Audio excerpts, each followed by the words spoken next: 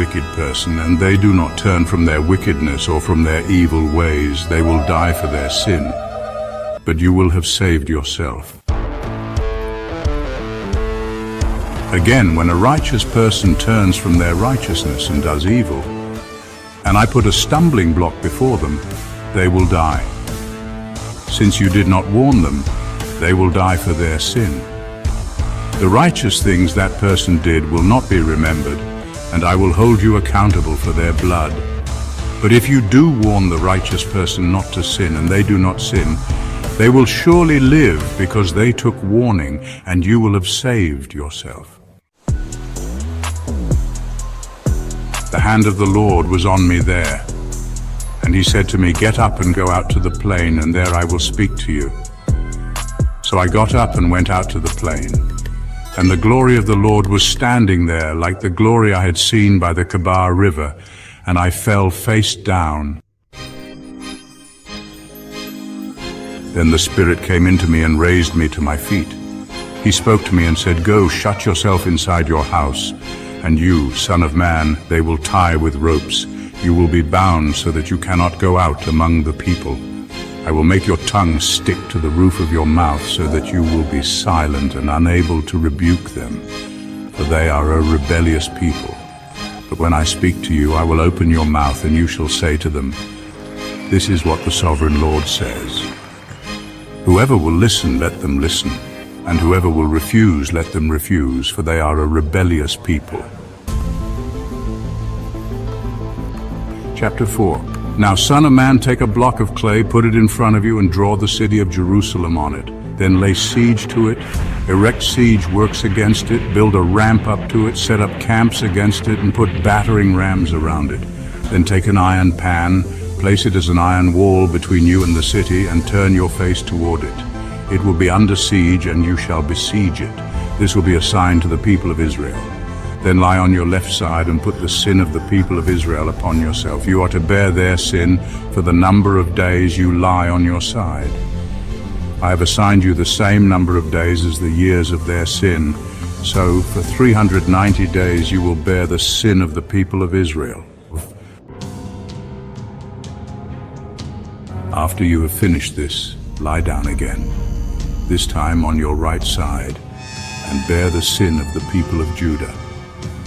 I have assigned you 40 days, a day for each year. Turn your face toward the siege of Jerusalem, and with bared arm prophesy against her.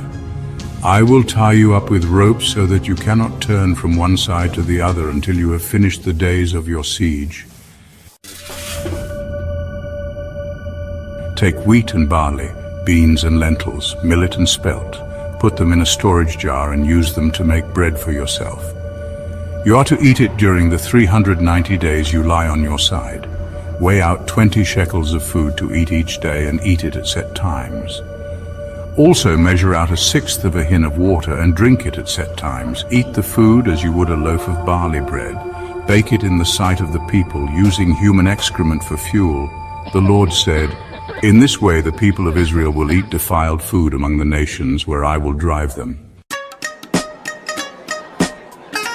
Then I said, "Not so, sovereign Lord, I have never defiled myself. From my youth until now I have never eaten anything found dead or torn by wild animals.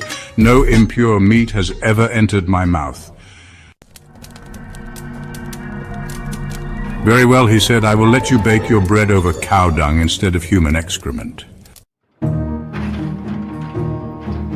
He then said to me, "Son of man, I am about to cut off the food supply in Jerusalem.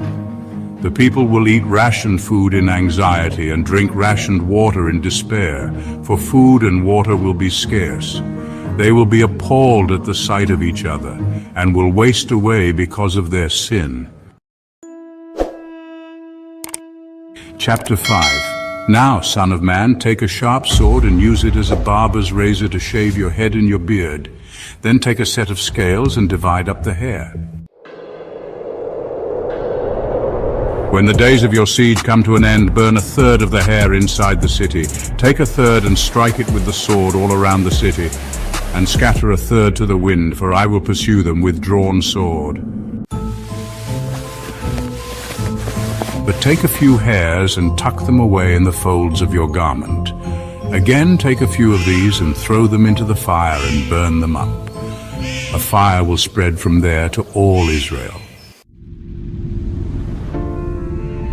This is what the sovereign Lord says. This is Jerusalem, which I have set in the center of the nations with countries all around her. Yet in her wickedness she has rebelled against my laws and decrees more than the nations and countries around her. She has rejected my laws and has not followed my decrees. Therefore, this is what the sovereign Lord says. You have been more unruly than the nations around you and have not followed my decrees or kept my laws. You have not even conformed to the standards of the nations around you. Therefore, this is what the sovereign Lord says. I myself am against you, Jerusalem, and I will inflict punishment on you in the sight of the nations. Because of all your detestable idols, I will do to you what I have never done before and will never do again. Therefore, in your midst, parents will eat their children, and children will eat their parents. I will inflict punishment on you and will scatter all your survivors to the winds. Therefore, as surely as I live, declares the sovereign Lord, because you have defiled my sanctuary with all your vile images and detestable practices, I myself will shave you. I will not look on you with pity or spare you. A third of your people will die of the plague or perish by famine inside you. A third will fall by the sword outside your walls, and a third I will scatter to the winds and pursue with drawn sword. Then my anger will cease, and my wrath against them will subside, and I will be avenged. And when I have spent my wrath on them, they will know that I, the Lord, have spoken in my zeal. I will make you a ruin and a reproach among the nations around you in the sight of all who pass by. You will be a reproach and a taunt, a warning and an object of horror to the nations around you when I inflict punishment on you in anger and in wrath, and with stinging rebuke. I, the Lord, have spoken, would have. When I shoot at you with my deadly and destructive arrows of famine, I will shoot to destroy you. I will bring more and more famine upon you and cut off your supply of food. I will send famine and wild beasts against you, and they will leave you childless. Plague and bloodshed will sweep through you, and I will bring the sword against you. I, the Lord, have spoken. Chapter 6. The word of the Lord came to me. Son of man, set your face against the mountains of Israel. Prophesy against them and say, you mountains of Israel, hear the word of the sovereign Lord. This is what the sovereign Lord says to the mountains and hills, to the ravines and valleys. I'm about to bring a sword against you, and I will destroy your high places. Your altars will be demolished, and your incense altars will be smashed. And I will slay your people in front of your idols. I will lay the dead bodies of the Israelites in front of their idols, and I will scatter your bones around your altars. Wherever you live, the towns will be laid waste and the high places demolished, so that your altars will be laid waste and devastated, your idols smashed and ruined, your incense altars broken down, and what you have made wiped out. Your people will fall slain among you, and you will know that I am the Lord. But I will spare some, for some of you will escape the sword when you are scattered among the lands and nations. Then in the nations where they have been carried captive, those who escape will remember me, how I have been grieved by their adulterous hearts, which have turned away from me, and by their eyes, which have lusted after their idols. They will loathe themselves for the evil they have done and for all their detestable practices, and they will know that I am the Lord. I did not threaten in vain to bring this calamity on them. This is what the sovereign Lord says. Strike your hands together and stamp your feet and cry out, alas, because of all the wicked and detestable practices of the people of Israel, for they will fall by the sword, famine, and plague. One who is far away will die of the plague, and one who is near will fall by the sword, and anyone who survives and is spared will die of famine. So will I pour out my wrath on them. And they will know that I am the Lord, when their people lie slain among their idols around their altars, on every high hill and on all the mountain tops, under every spreading tree and every leafy oak, places where they offered fragrant incense to all their idols. And I will stretch out my hand against them, and make the land a desolate waste from the desert to Diblah, wherever they live. Then they will know that I am the Lord. Chapter 7. The word of the Lord came to me, Son of man, this is what the sovereign Lord says to the land of Israel. The end has come upon the four corners of the land. The end is now upon you, and I will unleash my anger against you. I will judge you according to your conduct and repay you for all your detestable practices. I will not look on you with pity. I will not spare you. I will surely repay you for your conduct and for the detestable practices among you. Then you will know that I am the Lord. This is what the sovereign Lord says: disaster, unheard of disaster. See, it comes. The end has come. The end has come. It has roused itself against you. See, it comes. Doom has come upon you who dwell in the land. The time has come. The day is near. There is panic, not joy, on the mountains. I am about to pour out my wrath on you and spend my anger against you. I will judge you according to your conduct and repay you for all your detestable practices. I will not look on you with pity. I will not spare you. I will repay you for your conduct and for the detestable practices among you. Then you will know that it is I, the Lord, who strikes you. See the day. See, it comes. Doom has burst forth, the rod has budded, arrogance has blossomed, violence has arisen, a rod to punish the wicked. None of the people will be left, none of that crowd, none of their wealth, nothing of value. The time has come, the day has arrived. Let not the buyer rejoice, nor the seller grieve, for my wrath is on the whole crowd. The seller will not recover the property that was sold, as long as both buyer and seller live. For the vision concerning the whole crowd will not be reversed. Because of their sins, not one of them will preserve their life. They have blown the trumpet. They have made all things ready, but no one will go into battle, for my wrath is on the whole crowd. Outside is the sword. Inside are plague and famine. Those in the country will die by the sword. Those in the city will be devoured by famine and plague. The fugitives who escape will flee to the mountains. Like doves of the valleys, they will all moan, each for their own sins. Every hand will go limp. Every leg will be wet with urine. They will put on sackcloth and be clothed with terror. Every face will be covered with shame, and every head will be shaved. They will throw their silver into the streets, and their gold will be treated as a thing unclean. Their silver and gold will not be able to deliver them in the day of the Lord's wrath. It will not satisfy their hunger or fill their stomachs, for it has caused them to stumble into sin. They took pride in their beautiful jewelry and used it to make their detestable idols.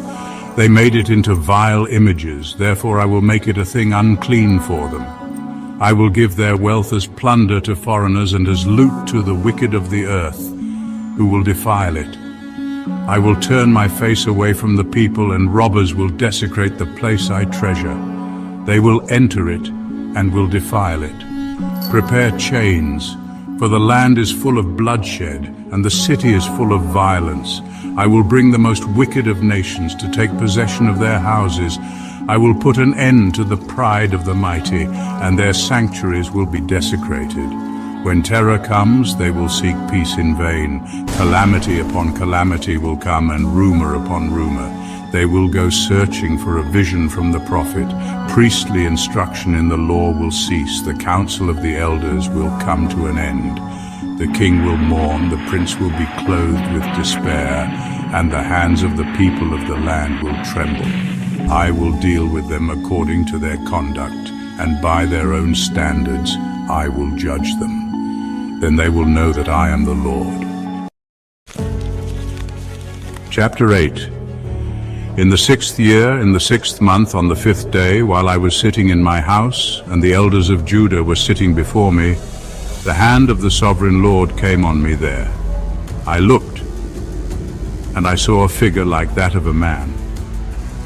From what appeared to be his waist down, he was like fire, and from there up his appearance was as bright as glowing metal. He stretched out what looked like a hand, and took me by the hair of my head. The Spirit lifted me up between earth and heaven, and in visions of God he took me to Jerusalem, to the entrance of the north gate of the inner court, where the idol that provokes to jealousy stood. And there before me was the glory of the God of Israel, as in the vision I had seen in the plain. Then he said to me, "Son of man, look toward the north." So I looked, and in the entrance north of the gate of the altar I saw this idol of jealousy. And he said to me, "Son of man, do you see what they are doing, the utterly detestable things the Israelites are doing here, things that will drive me far from my sanctuary? But you will see things that are even more detestable." Then he brought me to the entrance to the court. I looked, and I saw a hole in the wall. He said to me, "Son of man, now dig into the wall." So I dug into the wall and saw a doorway there, and he said to me, "Go in and see the wicked and detestable things they are doing here." So I went in and looked, and I saw portrayed all over the walls all kinds of crawling things and unclean animals and all the idols of Israel. In front of them stood 70 elders of Israel, and Jazaniah son of Shaphan was standing among them. Each had a censer in his hand, and a fragrant cloud of incense was rising. He said to me, "Son of man, have you seen what the elders of Israel are doing in the darkness, each at the shrine of his own idol? They say, 'The Lord does not see us, the Lord has forsaken the land.'" Again he said, "You will see them doing things that are even more detestable." Then he brought me to the entrance of the north gate of the house of the Lord, and I saw women sitting there, mourning the god Tammuz. He said to me, "Do you see this, son of man? You will see things that are even more detestable than this." He then brought me into the inner court of the house of the Lord, and there at the entrance to the temple, between the portico and the altar, were about 25 men, with their backs toward the temple of the Lord and their faces toward the east. They were bowing down to the sun in the east. He said to me, "Have you seen this, son of man? Is it a trivial matter for the people of Judah to do the detestable things they are doing here? Must they also fill the land with violence and continually arouse my anger?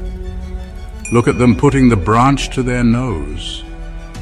Therefore I will deal with them in anger. I will not look on them with pity or spare them. Although they shout in my ears, I will not listen to them." Chapter 9. Then I heard him call out in a loud voice, "Bring near those who are appointed to execute judgment on the city, each with a weapon in his hand." And I saw 6 men coming from the direction of the upper gate, which faces north, each with a deadly weapon in his hand. With them was a man clothed in linen who had a writing kit at his side. They came in and stood beside the bronze altar. Now the glory of the God of Israel went up from above the cherubim where it had been, and moved to the threshold of the temple. Then the Lord called to the man clothed in linen who had the writing kit at his side, and said to him, "Go throughout the city of Jerusalem and put a mark on the foreheads of those who grieve and lament over all the detestable things that are done in it." As I listened, he said to the others, "Follow him through the city and kill, without showing pity or compassion. Slaughter the old men, the young men and women, the mothers and children, but do not touch anyone who has the mark. begin at my sanctuary." So they began with the old men who were in front of the temple. Then he said to them, "Defile the temple and fill the courts with the slain. Go." So they went out and began killing throughout the city. While they were killing and I was left alone, I fell face down, crying out, "Alas, sovereign Lord, are you going to destroy the entire remnant of Israel in this outpouring of your wrath on Jerusalem?" He answered me, "The sin of the people of Israel and Judah is exceedingly great. The land is full of bloodshed and the city is full of injustice. They say, 'The Lord has forsaken the land, the Lord does not see.' So I will not look on them with pity or spare them, but I will bring down on their own heads what they have done." Then the man in linen with the writing kit at his side brought back word, saying, "I have done as you commanded." Chapter 10. I looked, and I saw the likeness of a throne of lapis lazuli above the vault that was over the heads of the cherubim. The Lord said to the man clothed in linen, "Go in among the wheels beneath the cherubim. Fill your hands with burning coals from among the cherubim and scatter them over the city." And as I watched, he went in. Now the cherubim were standing on the south side of the temple when the man went in, and a cloud filled the inner court. Then the glory of the Lord rose from above the cherubim and moved to the threshold of the temple. The cloud filled the temple, and the court was full of the radiance of the glory of the Lord. The sound of the wings of the cherubim could be heard as far away as the outer court, like the voice of God Almighty when he speaks. When the Lord commanded the man in linen, "Take fire from among the wheels, from among the cherubim," the man went in and stood beside a wheel. Then one of the cherubim reached out his hand to the fire that was among them. He took up some of it and put it into the hands of the man in linen, who took it and went out. Under the wings of the cherubim could be seen what looked like human hands. I looked, and I saw beside the cherubim 4 wheels, one beside each of the cherubim. The wheels sparkled like topaz. As for their appearance, the 4 of them looked alike. Each was like a wheel intersecting a wheel. As they moved, they would go in any one of the 4 directions the cherubim faced. The wheels did not turn about as the cherubim went. The cherubim went in whatever direction the head faced, without turning as they went. Their entire bodies, including their backs, their hands and their wings, were completely full of eyes, as were their 4 wheels. I heard the wheels being called the whirling wheels. Each of the cherubim had 4 faces. One face was that of a cherub, the second the face of a human being, the third the face of a lion, and the fourth the face of an eagle. Then the cherubim rose upward. These were the living creatures I had seen by the Kebar River. When the cherubim moved, the wheels beside them moved, and when the cherubim spread their wings to rise from the ground, the wheels did not leave their side. When the cherubim stood still, they also stood still, and when the cherubim rose, they rose with them, because the spirit of the living creatures was in them. Then the glory of the Lord departed from over the threshold of the temple and stopped above the cherubim. While I watched, the cherubim spread their wings and rose from the ground, and as they went, the wheels went with them. They stopped at the entrance of the east gate of the Lord's house, and the glory of the God of Israel was above them. These were the living creatures I had seen beneath the God of Israel by the Kebar River, and I realized that they were cherubim. Each had 4 faces and 4 wings, and under their wings was what looked like human hands. Their faces had the same appearance as those I had seen by the Kebar River. Each one went straight ahead.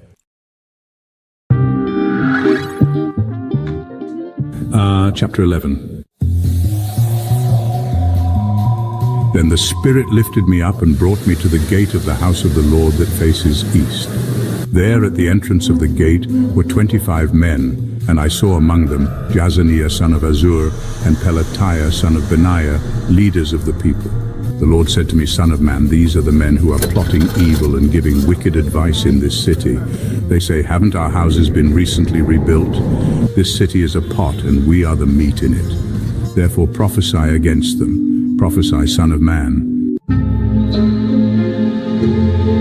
Then the Spirit of the Lord came on me, and he told me to say, "This is what the Lord says, that is what you are saying, you leaders in Israel, but I know what is going through your mind.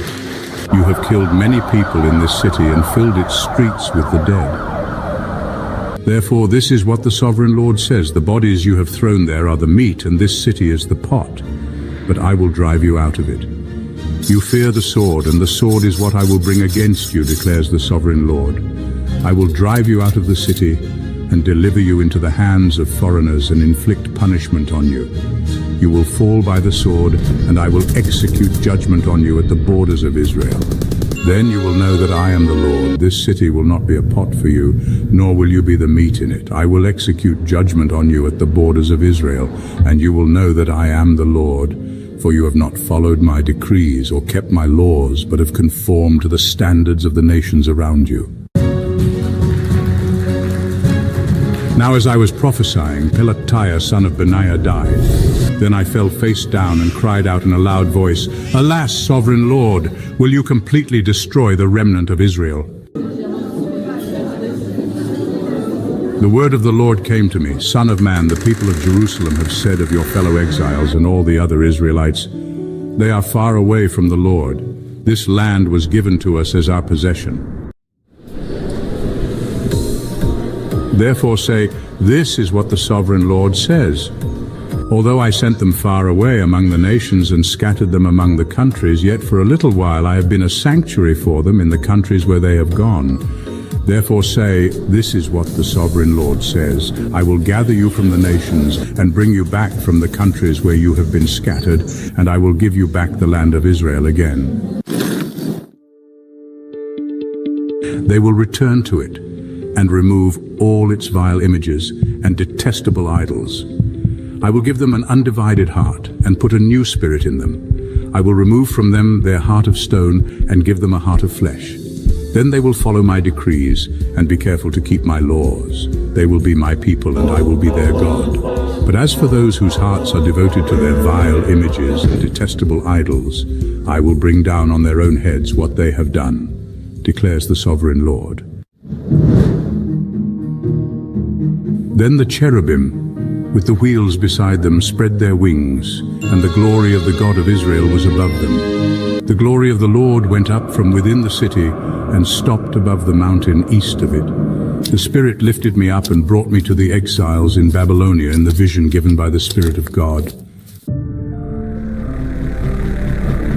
Then the vision I had seen went up from me, and I told the exiles everything the Lord had shown me.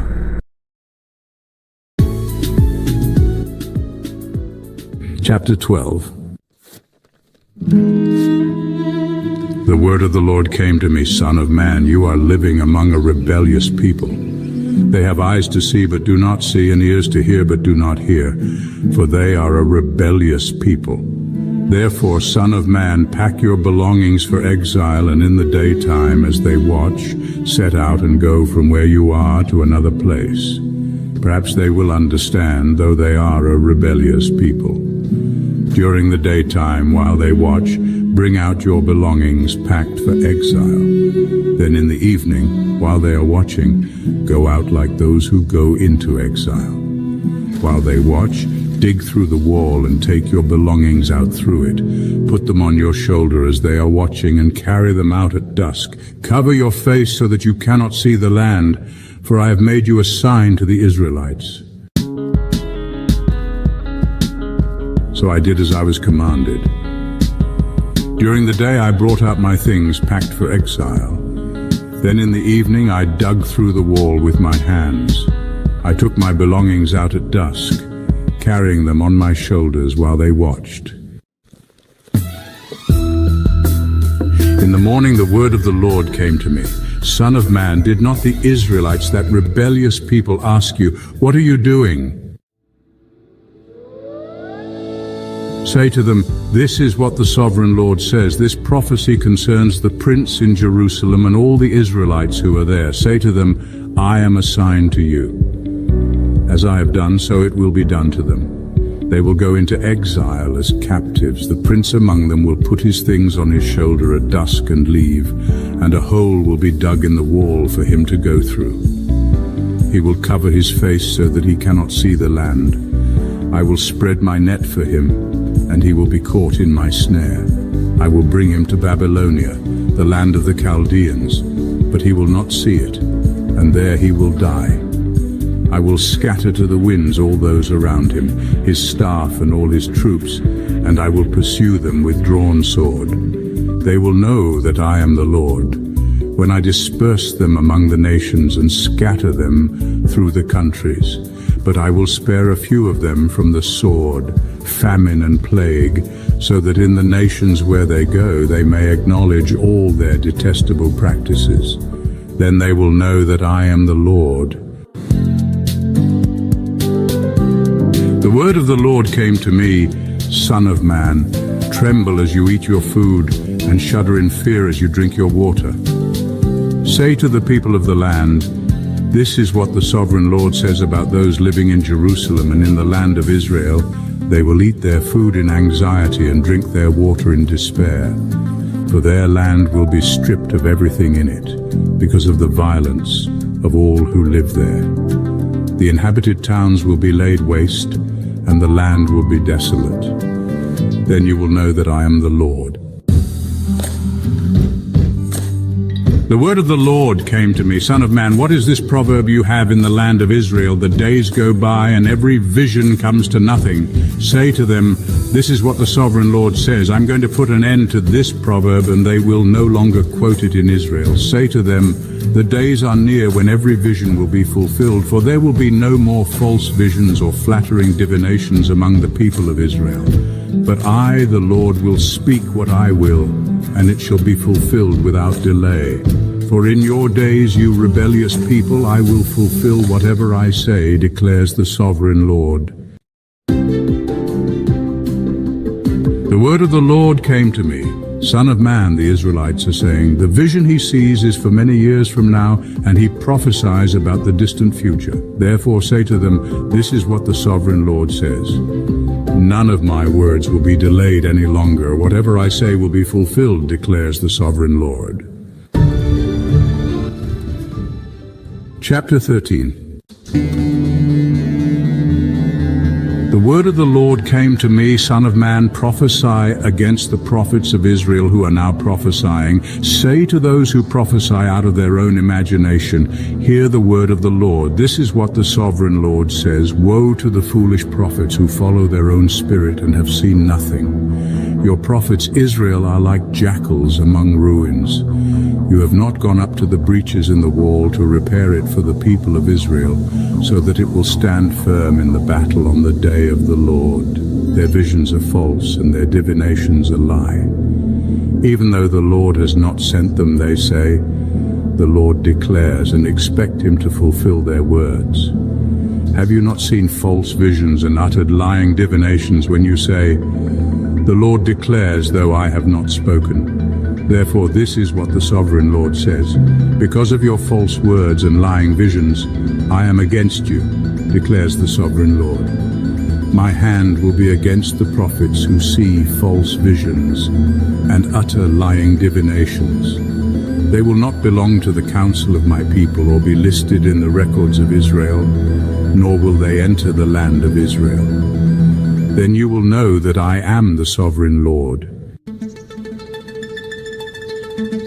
Because they lead my people astray, saying peace when there is no peace, and because when a flimsy wall is built, they cover it with whitewash. Therefore tell those who cover it with whitewash that it is going to fall.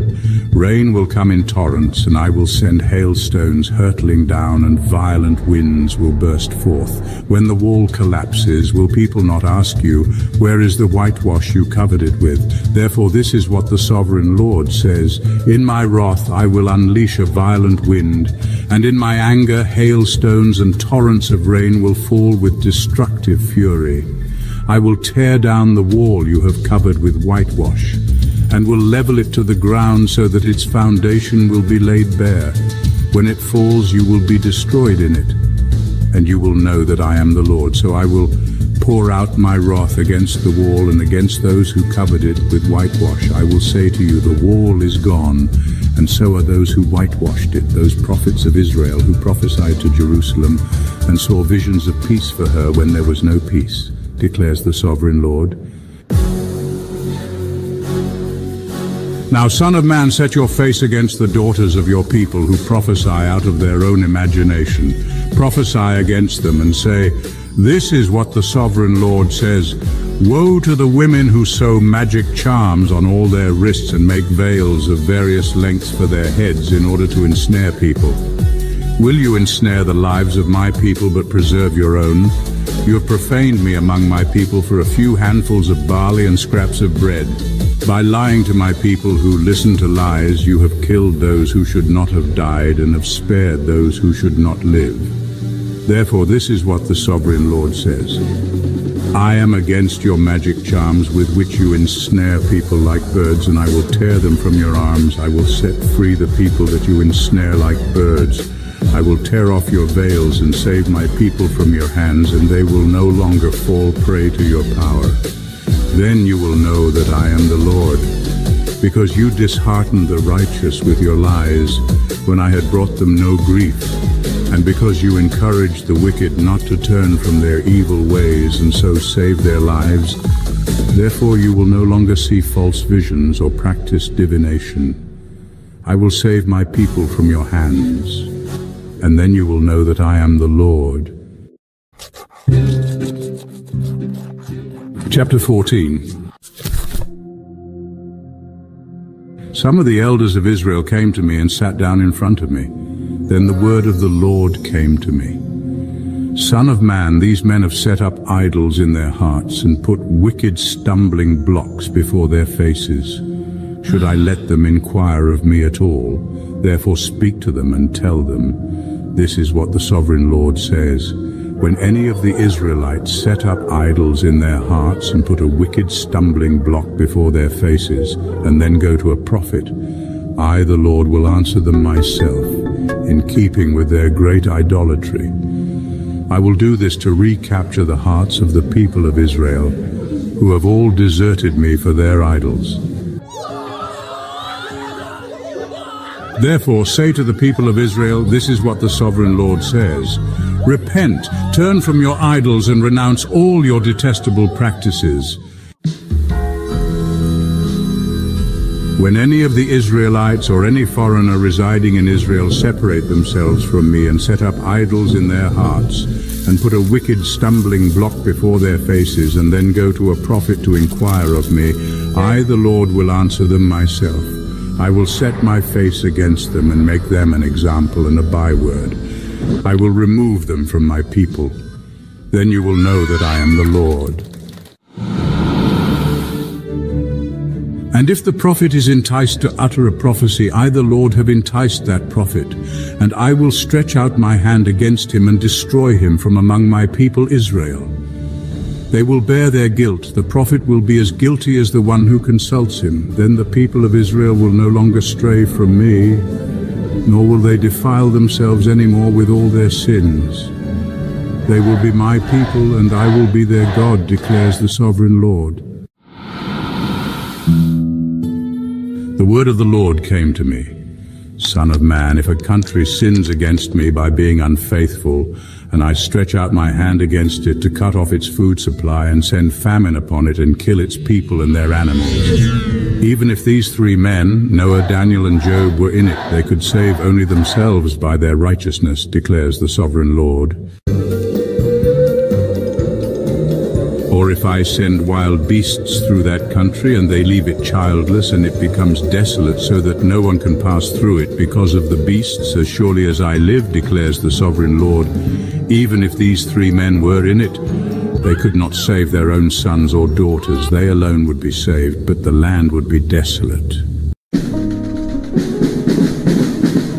Or if I bring a sword against that country and say, let the sword pass throughout the land, and I kill its people and their animals, as surely as I live, declares the sovereign Lord. Even if these three men were in it, they could not save their own sons or daughters. They alone would be saved. Or if I send a plague into that land and pour out my wrath on it through bloodshed, killing its people and their animals, as surely as I live, declares the sovereign Lord. Even if Noah, Daniel, and Job were in it, they could save neither son nor daughter. They would save only themselves by their righteousness. For this is what the sovereign Lord says: how much worse will it be when I send against Jerusalem my 4 dreadful judgments, sword and famine and wild beasts and plague, to kill its men and their animals. Yet there will be some survivors, sons and daughters, who will be brought out of it. They will come to you, and when you see their conduct and their actions, you will be consoled regarding the disaster I have brought on Jerusalem, every disaster I have brought on it. You will be consoled when you see their conduct and their actions, for you will know that I have done nothing in it without cause, declares the sovereign Lord. Chapter 15. The word of the Lord came to me: Son of man, how is the wood of a vine different from that of a branch from any of the trees in the forest? Is wood ever taken from it to make anything useful? Do they make pegs from it to hang things on? And after it is thrown on the fire as fuel, and the fire burns both ends and chars the middle, is it then useful for anything? If it was not useful for anything when it was whole, how much less can it be made into something useful when the fire has burned it and it is charred? Therefore, this is what the sovereign Lord says: as I have given the wood of the vine among the trees of the forest as fuel for the fire, so will I treat the people living in Jerusalem. I will set my face against them. Although they have come out of the fire will yet consume them. And when I set my face against them, you will know that I am the Lord. I will make the land desolate because they have been unfaithful, declares the sovereign Lord. Chapter 16. The word of the Lord came to me: Son of man, confront Jerusalem with her detestable practices and say, this is what the sovereign Lord says to Jerusalem: your ancestry and birth were in the land of the Canaanites. Your father was an Amorite and your mother a Hittite. On the day you were born, your cord was not cut, nor were you washed with water to make you clean, nor were you rubbed with salt or wrapped in cloths. No one looked on you with pity, or had compassion enough to do any of these things for you. Rather, you were thrown out into the open field, for on the day you were born, you were despised. Then I passed by and saw you kicking about in your blood, and as you lay there in your blood, I said to you, live. I made you grow like a plant of the field. You grew and developed and entered puberty. Your breasts had formed and your hair had grown, yet you were stark naked. Later I passed by, and when I looked at you and saw that you were old enough for love, I spread the corner of my garment over you and covered your naked body. I gave you my solemn oath and entered into a covenant with you, declares the sovereign Lord, and you became mine. I bathed you with water and washed the blood from you and put ointments on you. I clothed you with an embroidered dress and put sandals of fine leather on you. I dressed you in fine linen and covered you with costly garments. I adorned you with jewelry. I put bracelets on your arms and a necklace around your neck, and I put a ring on your nose, earrings on your ears, and a beautiful crown on your head. So you were adorned with gold and silver. Your clothes were of fine linen and costly fabric and embroidered cloth. Your food was honey, olive oil, and the finest flour. You became very beautiful and rose to be a queen. And your fame spread among the nations on account of your beauty, because the splendor I had given you made your beauty perfect, declares the sovereign Lord. But you trusted in your beauty and used your fame to become a prostitute. You lavished your favors on anyone who passed by, and your beauty became his. You took some of your garments to make gaudy high places where you carried on your prostitution. You went to him, and he possessed your beauty. You also took the fine jewelry I gave you, the jewelry made of my gold and silver, and you made for yourself male idols and engaged in prostitution with them. And you took your embroidered clothes to put on them, and you offered my oil and incense before them. Also the food I provided for you, the flour, olive oil, and honey I gave you to eat, you offered as fragrant incense before them. That is what happened, declares the Sovereign Lord. And you took your sons and daughters whom you bore to me and sacrificed them as food to the idols. Was your prostitution not enough? You slaughtered my children and sacrificed them to the idols. In all your detestable practices and your prostitution, you did not remember the days of your youth when you were naked and bare, kicking about in your blood. Woe, woe to you, declares the Sovereign Lord. In addition to all your other wickedness, you built a mound for yourself and made a lofty shrine in every public square. At every street corner you built your lofty shrines and degraded your beauty, spreading your legs with increasing promiscuity to anyone who passed by. You engaged in prostitution with the Egyptians, your neighbors with large genitals, and aroused my anger with your increasing promiscuity. So I stretched out my hand against you and reduced your territory. I gave you over to the greed of your enemies, the daughters of the Philistines, who were shocked by your lewd conduct. You engaged in prostitution with the Assyrians too, because you were insatiable. And even after that, you still were not satisfied. Then you increased your promiscuity to include Babylonia, a land of merchants. But even with this, you were not satisfied. I am filled with fury against you, declares the Sovereign Lord, when you do all these things acting like a brazen prostitute. When you built your mounds at every street corner and made your lofty shrines in every public square, you were unlike a prostitute because you scorned payment. You adulterous wife, you prefer strangers to your own husband? All prostitutes receive gifts, but you give gifts to all your lovers, bribing them to come to you from everywhere for your illicit favors. So in your prostitution, you are the opposite of others. No one runs after you for your favors. You are the very opposite, for you give payment and none is given to you. Therefore, you prostitute, hear the word of the Lord. This is what the Sovereign Lord says. Because you poured out your lust and exposed your naked body in your promiscuity with your lovers, and because of all your detestable idols, and because you gave them your children's blood, therefore I am going to gather all your lovers with whom you found pleasure, those you loved as well as those you hated. I will gather them against you from all around and will strip you in front of them, and they will see you stark naked. I will sentence you to the punishment of women who commit adultery and who shed blood. I will bring on you the blood vengeance of my wrath and jealous anger. Then I will deliver you into the hands of your lovers, and they will tear down your mounds and destroy your lofty shrines. They will strip you of your clothes and take your fine jewelry and leave you stark naked. They will bring a mob against you who will stone you and hack you to pieces with their swords. They will burn down your houses and inflict punishment on you in the sight of many women. I will put a stop to your prostitution, and you will no longer pay your lovers. Then my wrath against you will subside, and my jealous anger will turn away from you. I will be calm and no longer angry. Because you did not remember the days of your youth, but enraged me with all these things, I will surely bring down on your head what you have done, declares the Sovereign Lord. Did you not add lewdness to all your other detestable practices? Everyone who quotes Proverbs will quote this proverb about you, like mother, like daughter. You are a true daughter of your mother, who despised her husband and her children. And you are a true sister of your sisters, who despised their husbands and their children.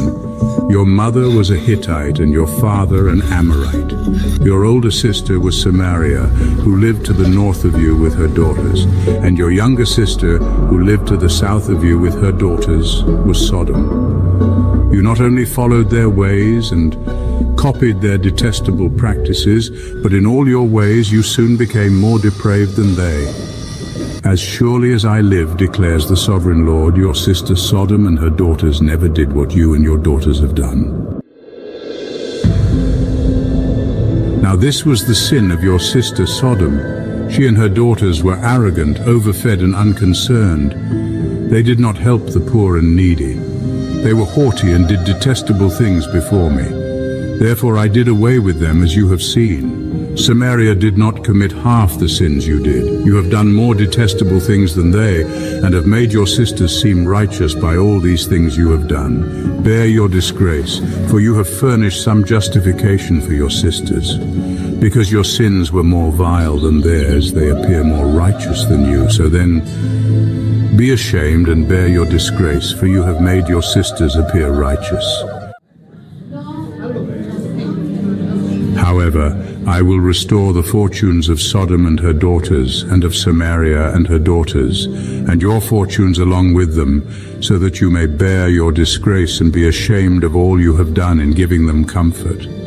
And your sisters, Sodom with her daughters and Samaria with her daughters, will return to what they were before, and you and your daughters will return to what you were before. You would not even mention your sister Sodom in the day of your pride, before your wickedness was uncovered. Even so, you are now scorned by the daughters of Edom and all her neighbors and the daughters of the Philistines, all those around you who despise you. You will bear the consequences of your lewdness and your detestable practices, declares the Lord. This is what the sovereign Lord says. I will deal with you as you deserve, because you have despised my oath by breaking the covenant. Yet I will remember the covenant I made with you in the days of your youth, and I will establish an everlasting covenant with you. Then you will remember your ways, and be ashamed when you receive your sisters, both those who are older than you and those who are younger. I will give them to you as daughters, but not on the basis of my covenant with you. So I will establish my covenant with you, and you will know that I am the Lord. Then when I make atonement for you for all you have done, you will remember and be ashamed, and never again open your mouth because of your humiliation, declares the sovereign Lord. Chapter 17. The word of the Lord came to me, Son of man, set forth an allegory and tell it to the Israelites as a parable. Say to them, this is what the sovereign Lord says. A great eagle with powerful wings, long feathers and full plumage of varied colors came to Lebanon. Taking hold of the top of a cedar, he broke off its topmost shoot and carried it away to a land of merchants, where he planted it in a city of traders. He took one of the seedlings of the land and put it in fertile soil. He planted it like a willow by abundant water, and it sprouted and became a low, spreading vine. Its branches turned toward him, but its roots remained under it. So it became a vine and produced branches and put out leafy boughs. But there was another great eagle with powerful wings and full plumage. The vine now sent out its roots toward him from the plot where it was planted, and stretched out its branches to him for water. It had been planted in good soil by abundant water, so that it would produce branches, bear fruit, and become a splendid vine. Say to them, this is what the sovereign Lord says. Will it thrive? Will it not be uprooted and stripped of its fruit so that it withers? All its new growth will wither. It will not take a strong arm or many people to pull it up by the roots. It has been planted, but will it thrive? Will it not wither completely when the east wind strikes it, wither away in the plot where it grew? Then the word of the Lord came to me. Say to this rebellious people, do you not know what these things mean? Say to them, the king of Babylon went to Jerusalem and carried off her king and her nobles, bringing them back with him to Babylon.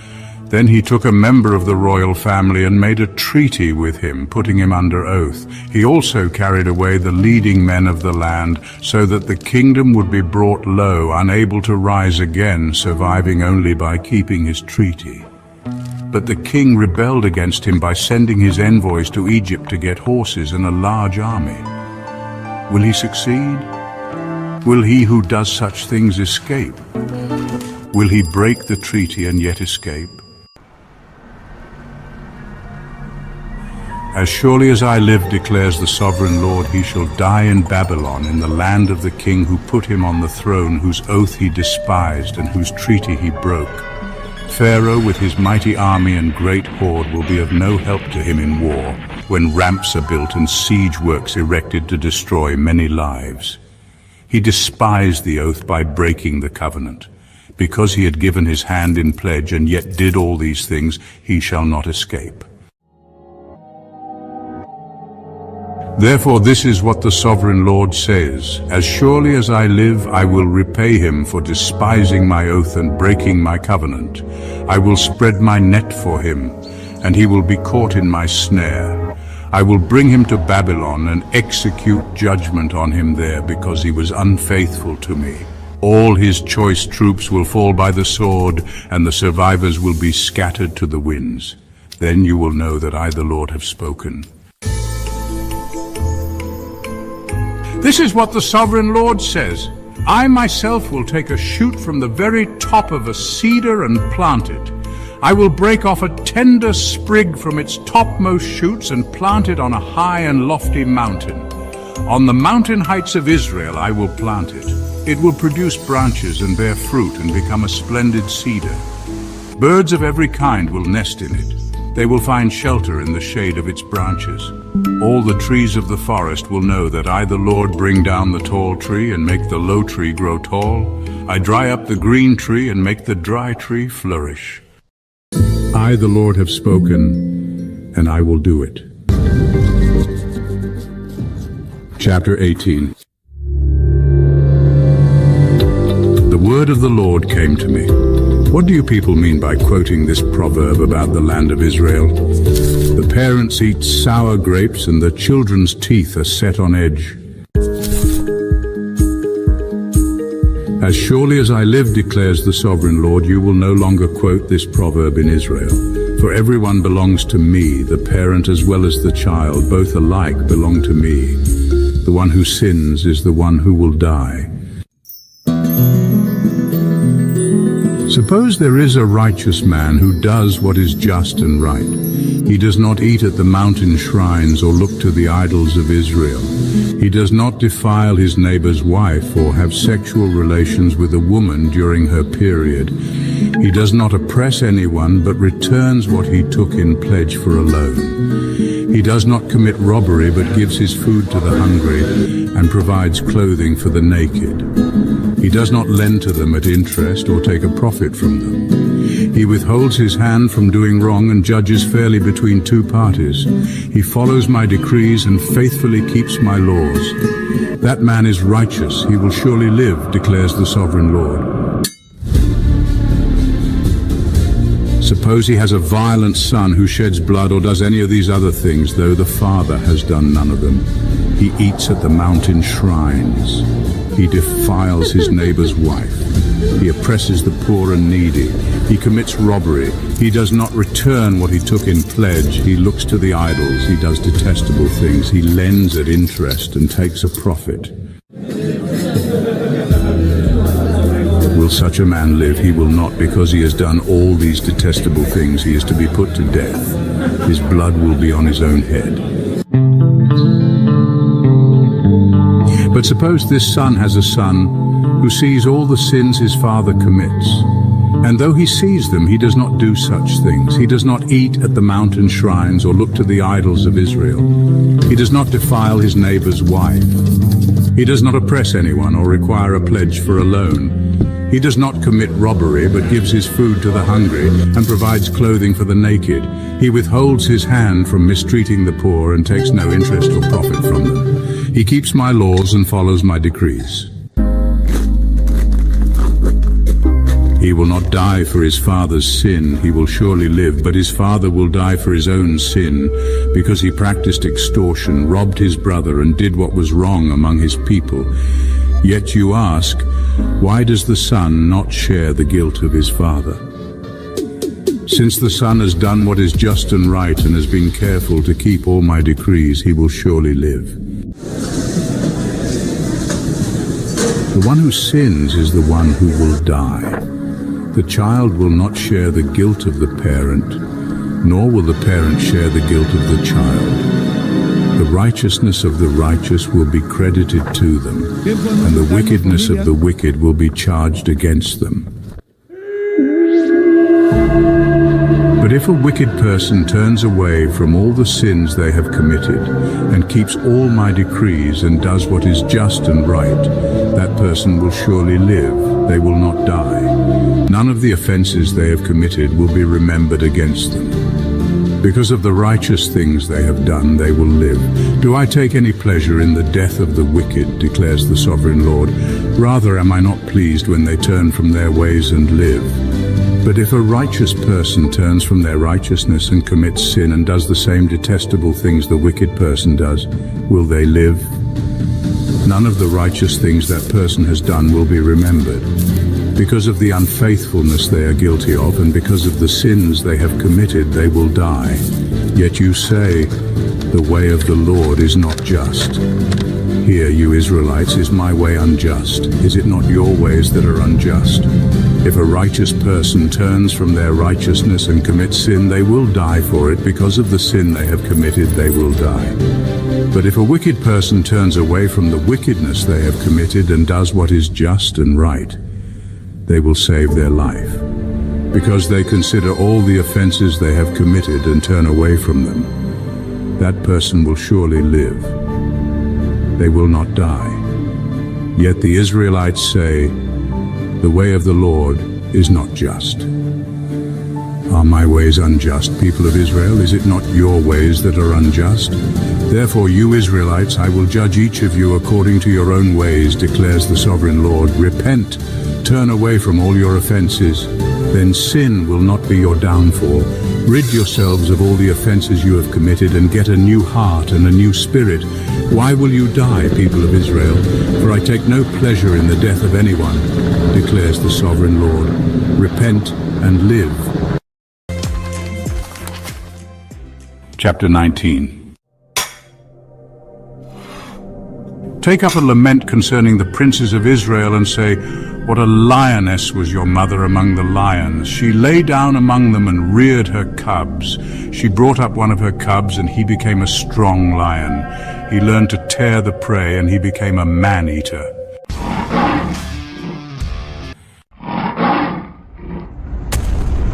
When she saw her hope unfulfilled, her expectation gone, she took another of her cubs and made him a strong lion.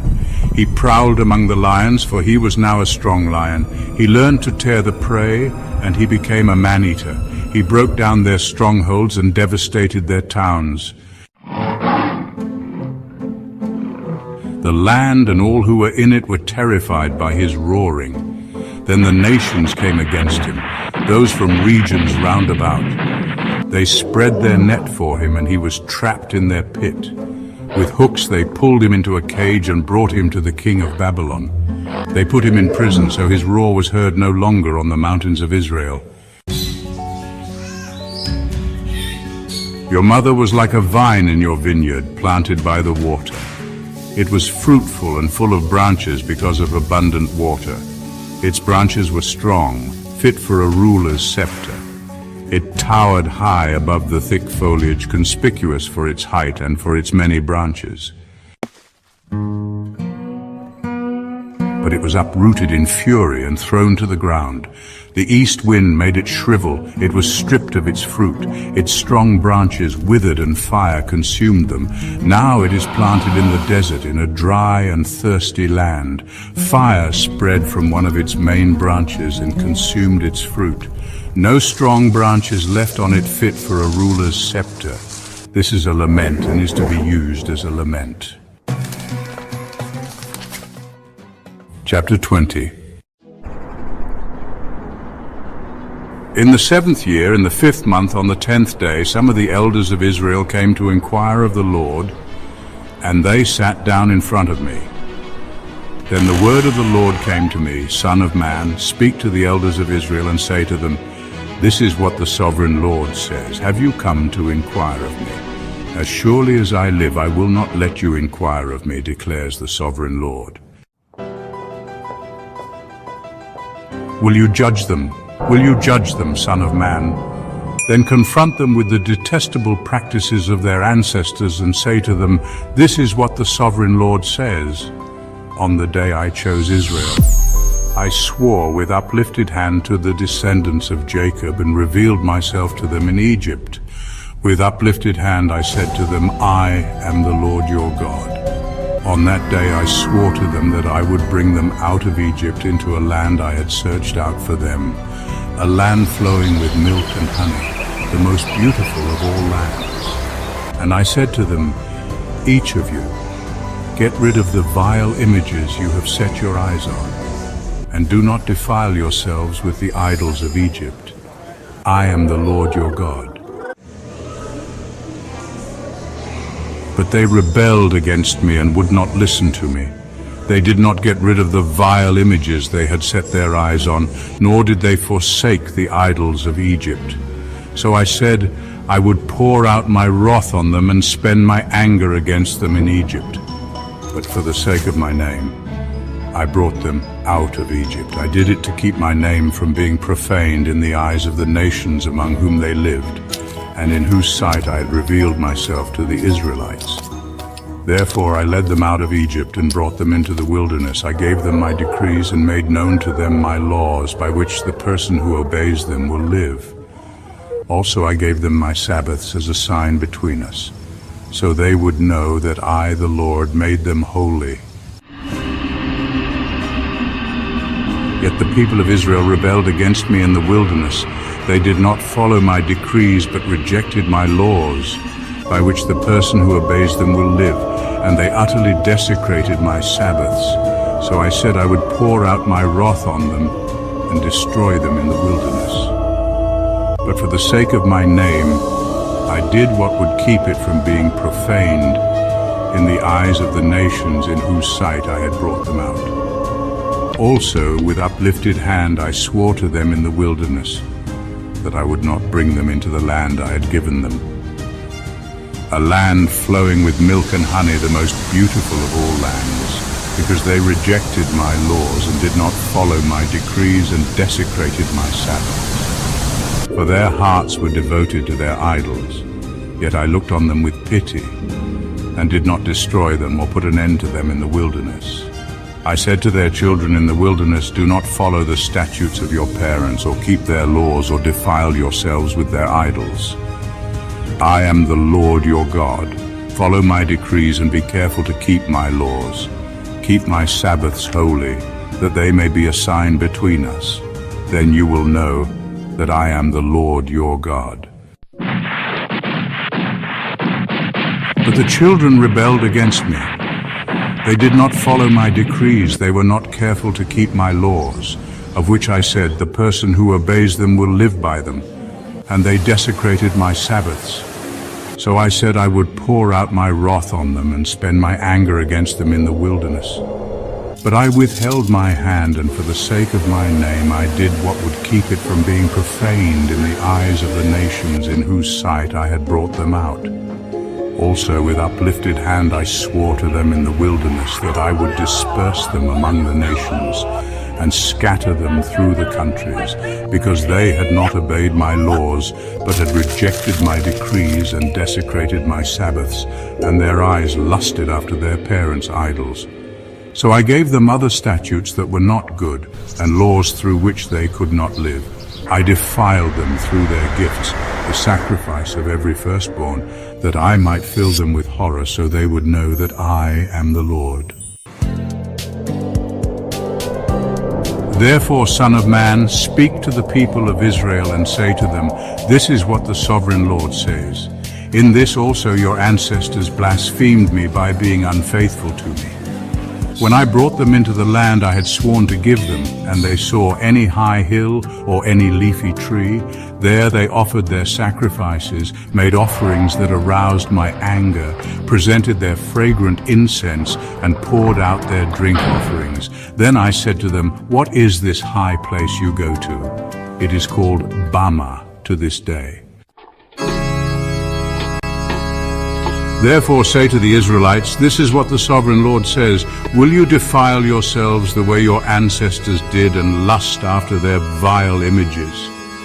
When you offer your gifts, the sacrifice of your children in the fire, you continue to defile yourselves with all your idols to this day. Am I to let you inquire of me, you Israelites? As surely as I live, declares the sovereign Lord, I will not let you inquire of me. You say, we want to be like the nations, like the peoples of the world, who serve wood and stone. But what you have in mind will never happen. As surely as I live, declares the sovereign Lord, I will reign over you with a mighty hand and an outstretched arm and with outpoured wrath. I will bring you from the nations and gather you from the countries where you have been scattered, with a mighty hand and an outstretched arm and with outpoured wrath. I will bring you into the wilderness of the nations, and there face to face I will execute judgment upon you. As I judged your ancestors in the wilderness of the land of Egypt, so I will judge you, declares the sovereign Lord. I will take note of you as you pass under my rod, and I will bring you into the bond of the covenant. I will purge you of those who revolt and rebel against me. Although I will bring them out of the land where they are living, yet they will not enter the land of Israel. Then you will know that I am the Lord. As for you, people of Israel, this is what the sovereign Lord says, go and serve your idols, every one of you. But afterward you will surely listen to me and no longer profane my holy name with your gifts and idols. For on my holy mountain, the high mountain of Israel, declares the sovereign Lord, there in the land all the people of Israel will serve me, and there I will accept them. There I will require your offerings and your choice gifts, along with all your holy sacrifices. I will accept you as fragrant incense when I bring you out from the nations and gather you from the countries where you have been scattered, and I will be proved holy through you in the sight of the nations. Then you will know that I am the Lord when I bring you into the land of Israel, the land I had sworn with uplifted hand to give to your ancestors. There you will remember your conduct and all the actions by which you have defiled yourselves, and you will loathe yourselves for all the evil you have done. You will know that I am the Lord when I deal with you for my name's sake, and not according to your evil ways and your corrupt practices, you people of Israel, declares the sovereign Lord. The word of the Lord came to me, Son of man, set your face toward the south, preach against the south, and prophesy against the forest of the southland. Say to the southern forest, hear the word of the Lord. This is what the sovereign Lord says. I am about to set fire to you, and it will consume all your trees, both green and dry. The blazing flame will not be quenched, and every face from south to north will be scorched by it. Everyone will see that I, the Lord, have kindled it. It will not be quenched. Then I said, Sovereign Lord, they are saying of me, isn't he just telling parables? Chapter 21. The word of the Lord came to me, Son of man, set your face against Jerusalem and preach against the sanctuary. Prophesy against the land of Israel and say to her, this is what the Lord says. I am against you. I will draw my sword from its sheath and cut off from you both the righteous and the wicked. Because I am going to cut off the righteous and the wicked, my sword will be unsheathed against everyone from south to north. Then all people will know that I, the Lord, have drawn my sword from its sheath. It will not return again. Or groan, Son of man, groan before them with broken heart and bitter grief. And when they ask you, why are you groaning? You shall say, because of the news that is coming.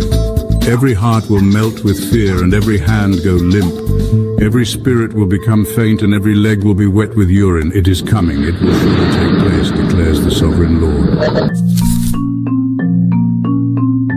The word of the Lord came to me, Son of man, prophesy and say, this is what the Lord says. A sword, sharpened and polished, sharpened for the slaughter, polished to flash like lightning.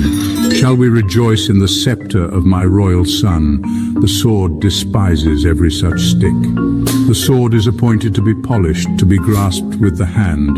It is sharpened and polished, made ready for the hand of the slayer. Cry out and wail, Son of man, for it is against my people. It is against all the princes of Israel. They are thrown to the sword along with my people. Therefore beat your breast. Testing will surely come. And what if even the scepter, which the sword despises, does not continue, declares the sovereign Lord. So then, Son of man, prophesy and strike your hands together. Let the sword strike twice, even 3 times.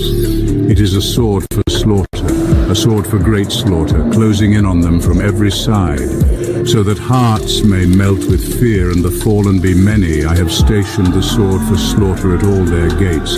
Look, it is forged to strike like lightning. It is grasped for slaughter. Slash to the right, you sword, then to the left, wherever your blade is turned. I too will strike my hands together, and my wrath will subside. I, the Lord, have spoken. The word of the Lord came to me. Son of man, mark out 2 roads for the sword of the king of Babylon to take, both starting from the same country. Make a signpost where the road branches off to the city. Mark out 1 road for the sword to come against Rabbah of the Ammonites, and another against Judah and fortified Jerusalem. For the king of Babylon will stop at the fork in the road, at the junction of the 2 roads, to seek an omen. He will cast lots with arrows. He will consult his idols. He will examine the liver. Into his right hand will come the lot for Jerusalem, where he is to set up battering rams, to give the command to slaughter, to sound the battle cry, to set battering rams against the gates, to build a ramp and to erect siege works. It will seem like a false omen to those who have sworn allegiance to him, but he will remind them of their guilt and take them captive. Therefore, this is what the sovereign Lord says. Because you people have brought to mind your guilt by your open rebellion, revealing your sins in all that you do, because you have done this, you will be taken captive. You profane and wicked prince of Israel, whose day has come, whose time of punishment has reached its climax. This is what the sovereign Lord says. Take off the turban, remove the crown. It will not be as it was. The lowly will be exalted, and the exalted will be brought low. A ruin. A ruin. I will make it a ruin. The crown will not be restored until he to whom it rightfully belongs shall come. To him I will give it. And you, Son of man, prophesy and say, this is what the sovereign Lord says about the Ammonites and their insults. A sword, drawn for the slaughter, polished to consume and to flash like lightning. Despite false visions concerning you and lying divinations about you, it will be laid on the necks of the wicked who are to be slain, whose day has come, whose time of punishment has reached its climax. Let the sword return to its sheath. In the place where you were created, in the land of your ancestry, I will judge you. I will pour out my wrath on you and breathe out my fiery anger against you. I will deliver you into the hands of brutal men, men skilled in destruction. You will be fuel for the fire. Your blood will be shed in your land. You will be remembered no more, for I, the Lord, have spoken. Chapter 22. The word of the Lord came to me. Son of man, will you judge her? Will you judge this city of bloodshed? Then confront her with all her detestable practices and say, this is what the sovereign Lord says, you city that brings on herself doom by shedding blood in her midst and defiles herself by making idols. You have become guilty because of the blood you have shed, and have become defiled by the idols you have made. You have brought your days to a close, and the end of your years has come. Therefore I will make you an object of scorn to the nations, and a laughingstock to all the countries. Those who are near and those who are far away will mock you, you infamous city full of turmoil. See how each of the princes of Israel who are in you uses his power to shed blood. In you they have treated father and mother with contempt. In you they have oppressed the foreigner and mistreated the fatherless and the widow. You have despised my holy things and desecrated my Sabbaths. In you are slanderers who are bent on shedding blood. In you are those who eat at the mountain shrines and commit lewd acts. In you are those who dishonor their father's bed. In you are those who violate women during their period when they are ceremonially unclean.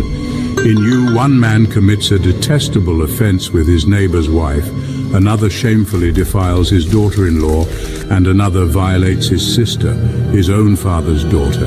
In you are people who accept bribes to shed blood. You take interest and make a profit from the poor. You extort unjust gain from your neighbors, and you have forgotten me, declares the sovereign Lord. I will surely strike my hands together at the unjust gain you have made, and at the blood you have shed in your midst. Will your courage endure, or your hands be strong in the day I deal with you? I, the Lord, have spoken, and I will do it. I will disperse you among the nations and scatter you through the countries, and I will put an end to your uncleanness. When you have been defiled in the eyes of the nations, you will know that I am the Lord. Then the word of the Lord came to me, Son of man, the people of Israel have become dross to me. All of them are the copper, tin, iron, and lead left inside a furnace. They are but the dross of silver. Therefore, this is what the sovereign Lord says, because you have all become dross, I will gather you into Jerusalem. As silver, copper, iron, lead, and tin are gathered into a furnace to be melted with a fiery blast, so will I gather you in my anger and my wrath, and put you inside the city and melt you.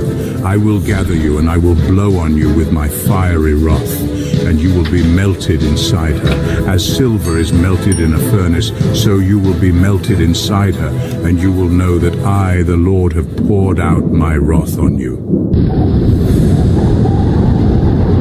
Again the word of the Lord came to me, Son of man, say to the land, you are a land that has not been cleansed or rained on in the day of wrath.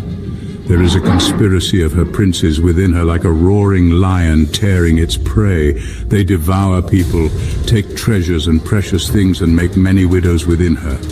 Her priests do violence to my law and profane my holy things. They do not distinguish between the holy and the common. They teach that there is no difference between the unclean and the clean. And they shut their eyes to the keeping of my Sabbaths, so that I am profaned among them. Her officials within her are like wolves tearing their prey. They shed blood and kill people to make unjust gain. Her prophets whitewash these deeds for them by false visions and lying divinations. They say, this is what the sovereign Lord says. When the Lord has not spoken, the people of the land practice extortion and commit robbery. They oppress the poor and needy and mistreat the foreigner, denying them justice. I looked for someone among them who would build up the wall and stand before me in the gap on behalf of the land, so I would not have to destroy it, but I found no one. So I will pour out my wrath on them and consume them with my fiery anger, bringing down on their own heads all they have done, declares the sovereign Lord. Chapter 23. The word of the Lord came to me, Son of man, there were two women, daughters of the same mother. They became prostitutes in Egypt, engaging in prostitution from their youth. In that land their breasts were fondled and their virgin bosoms caressed. The older was named Oholah, and her sister was Oholibah. They were mine and gave birth to sons and daughters. Oholah is Samaria, and Oholibah is Jerusalem. Oholah engaged in prostitution while she was still mine, and she lusted after her lovers, the Assyrians, warriors clothed in blue, governors and commanders, all of them handsome young men and mounted horsemen. She gave herself as a prostitute to all the elite of the Assyrians and defiled herself with all the idols of everyone she lusted after. She did not give up the prostitution she began in Egypt, when during her youth men slept with her, caressed her virgin bosom, and poured out their lust on her. Therefore I delivered her into the hands of her lovers, the Assyrians, for whom she lusted. They stripped her naked, took away her sons and daughters, and killed her with the sword. She became a byword among women, and punishment was inflicted on her. Her sister Oholibah saw this, yet in her lust and prostitution she was more depraved than her sister. She too lusted after the Assyrians, governors and commanders, warriors in full dress, mounted horsemen, all handsome young men. I saw that she too defiled herself. Both of them went the same way. But she carried her prostitution still further. She saw men portrayed on a wall, figures of Chaldeans portrayed in red, with belts around their waists and flowing turbans on their heads. All of them looked like Babylonian chariot officers, natives of Chaldea. As soon as she saw them, she lusted after them and sent messengers to them in Chaldea. Then the Babylonians came to her, to the bed of love, and in their lust they defiled her. After she had been defiled by them, she turned away from them in disgust. When she carried on her prostitution openly and exposed her naked body, I turned away from her in disgust, just as I had turned away from her sister. Yet she became more and more promiscuous as she recalled the days of her youth when she was a prostitute in Egypt. There she lusted after her lovers, whose genitals were like those of donkeys and whose emission was like that of horses. So you longed for the lewdness of your youth, when in Egypt your bosom was caressed and your young breasts fondled. Therefore, Oholibah, this is what the Sovereign Lord says: I will stir up your lovers against you, those you turned away from in disgust, and I will bring them against you from every side. The Babylonians and all the Chaldeans, the men of Pekod and Shoa and Koa, and all the Assyrians with them, handsome young men, all of them governors and commanders, chariot officers and men of high rank, all mounted on horses. They will come against you with weapons, chariots and wagons, and with a throng of people. They will take up positions against you on every side with large and small shields and with helmets. I will turn you over to them for punishment, and they will punish you according to their standards. I will direct my jealous anger against you, and they will deal with you in fury.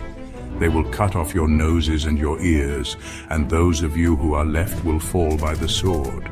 They will take away your sons and daughters, and those of you who are left will be consumed by fire. We're here today to unpack. They will also strip you of your clothes and take your fine jewelry. From a stack of sources tailored So I'll put a just for stop you. to the That's lewdness right. and prostitution you we're began diving in into, Egypt. well, a You will not pretty look on compelling these set of things ideas. with We're looking longing at or three remember crucial Egypt keys, anymore. really, for understanding a certain spiritual viewpoint. Yeah, For this is focusing on what the this Sovereign idea of a Lord God says. who first speaks. I am about to Then a God deliver who you acts. into the hands of And those you finally, a hate, God to those you turned who, away from in fulfills disgust. Exactly. Three big concepts. They will So deal our with mission, you in as hatred always, and is to take away explore these everything ideas you have from your worked source for. material. We want to help you They pull will out the leave most you important stark bits of knowledge. naked, And think about what they might and mean the shame of for, your for your own prostitution understanding. will Look at be the claims, the examples given in the exposed. sources, and really try to Your illuminate what stands out lewdness and and why it matters. promiscuity fascinating have right off the brought bat is how this the on source you, sets this up. because It you doesn't lusted present after a the disconnect. nations No, not at all. and It jumps straight defiled from a yourself huge with scale their creation right down idols. to a very personal, You have gone the active way divine of your relationship. That's a sister, great point. That contrast. so I will put her cup So let's start into with your that first one, hand. the God who speaks. This is what the core idea Sovereign seems to be Lord that God's says. words aren't just words. You will They drink carry, your sister's cup, immense power a cup and specific large intention. and deep. Right, and the source It immediately will bring goes to Genesis. scorn and Yeah, derision, it highlights that for it phrase, holds and God so said, much. Appearing 8 times, is that right? 8 You will times, be yeah. filled Each with time, drunkenness it and initiates sorrow, creation, the bringing cup order of from ruin and sexual desolation, the disorder cup of and your So it's sister presented as a declaration of Samaria. power. His You word will is drink creative it act. and Exactly. drain It's it not dry like us and where we chew say on something its and then we do pieces, something. and you For will God, tear this your is the speaking is breasts. the doing, at least in creation. And connecting that huge I power have back to the spoken, individual. declares That's the really Sovereign interesting. The source Lord. insists God wants to say things to you and me, that he has a specific plan for your life. Therefore, this is It what raises the that question, Sovereign doesn't it? Lord If God says. speaks with that kind of Since power, you have what does it mean for forgotten us to me do? and Well, turned your listen, back on we're me, here. you It's must just bear the dynamic like this. It consequences does. of your And it's not lewdness just and abstract speech. prostitution. The source connects it to our needs. The Lord Fear. said to me, It brings in Jeremiah Son of man, will 29, you 1 judge through 1. Oholah Most and people know this one. Oholibah? Oh yeah, for I know the Then plans I have for you. confront them with their detestable welfare and not a calamity. practices, To give you for they future have committed and adultery and blood is on their hands. They And he committed said- adultery with their idols. They even sacrificed their children, whom they bore to me as food for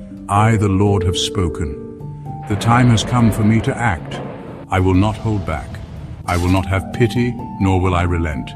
You will be judged according to your conduct and your everyone, and welcome actions, to the Deep declares the Today sovereign we've got Lord. a topic that I think will really resonate with a lot of you, especially if you're... The word of the Lord came to me. Son of man, with one blow I'm about to take away from you the delight of your eyes. Yet do not lament or weep or shed any tears. Groan quietly. Do not mourn for the dead. Keep your turban fastened and your sandals on your feet. Do not cover your mustache and beard or eat the customary food of mourners. So I spoke to the people in the morning, and in the evening my wife died. The next morning I did as I'd been commanded. Then the people asked me, "Won't you tell us what these things have to do with us? Why are you acting like this?" So I said to them, "The word of the Lord came to me.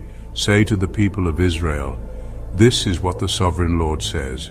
I am about to desecrate my sanctuary, the stronghold in which you take pride, the delight of your eyes, the object of your affection.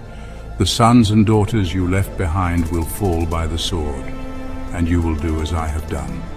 You will not cover your moustache and beard or eat the customary food of mourners. You will keep your turbans on your heads and your sandals on your feet. You will not mourn or weep, but will waste away because of your sins and groan among yourselves. Ezekiel will be a sign to you. You will do just as he has done. When this happens, you will know that I am the sovereign Lord. And you, son of man, on the day I take away their stronghold, their joy and glory, the delight of their eyes, their heart's desire, and their sons and daughters as well. On that day a fugitive will come to tell you the news. At that time your mouth will be opened, you will speak with him, and will no longer be silent.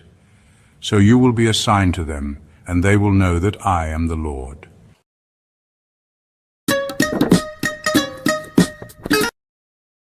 Chapter 25. The word of the Lord came to me, "Son of man, set your face against the Ammonites and prophesy against them. Say to them, hear the word of the sovereign Lord. This is what the sovereign Lord says, because you said, aha, over my sanctuary when it was desecrated, and over the land of Israel when it was laid waste, and over the people of Judah when they went into exile.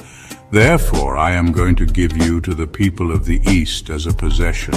They will set up their camps and pitch their tents among you. They will eat your fruit and drink your milk. I will turn Rabbah into a pasture for camels and Ammon into a resting place for sheep. Then you will know that I am the Lord. For this is what the sovereign Lord says. Because you have clapped your hands and stamped your feet, rejoicing with all the malice of your heart against the land of Israel, therefore I will stretch out my hand against you and give you as plunder to the nations. I will wipe you out from among the nations and exterminate you from the countries. I will destroy you, and you will know that I am the Lord.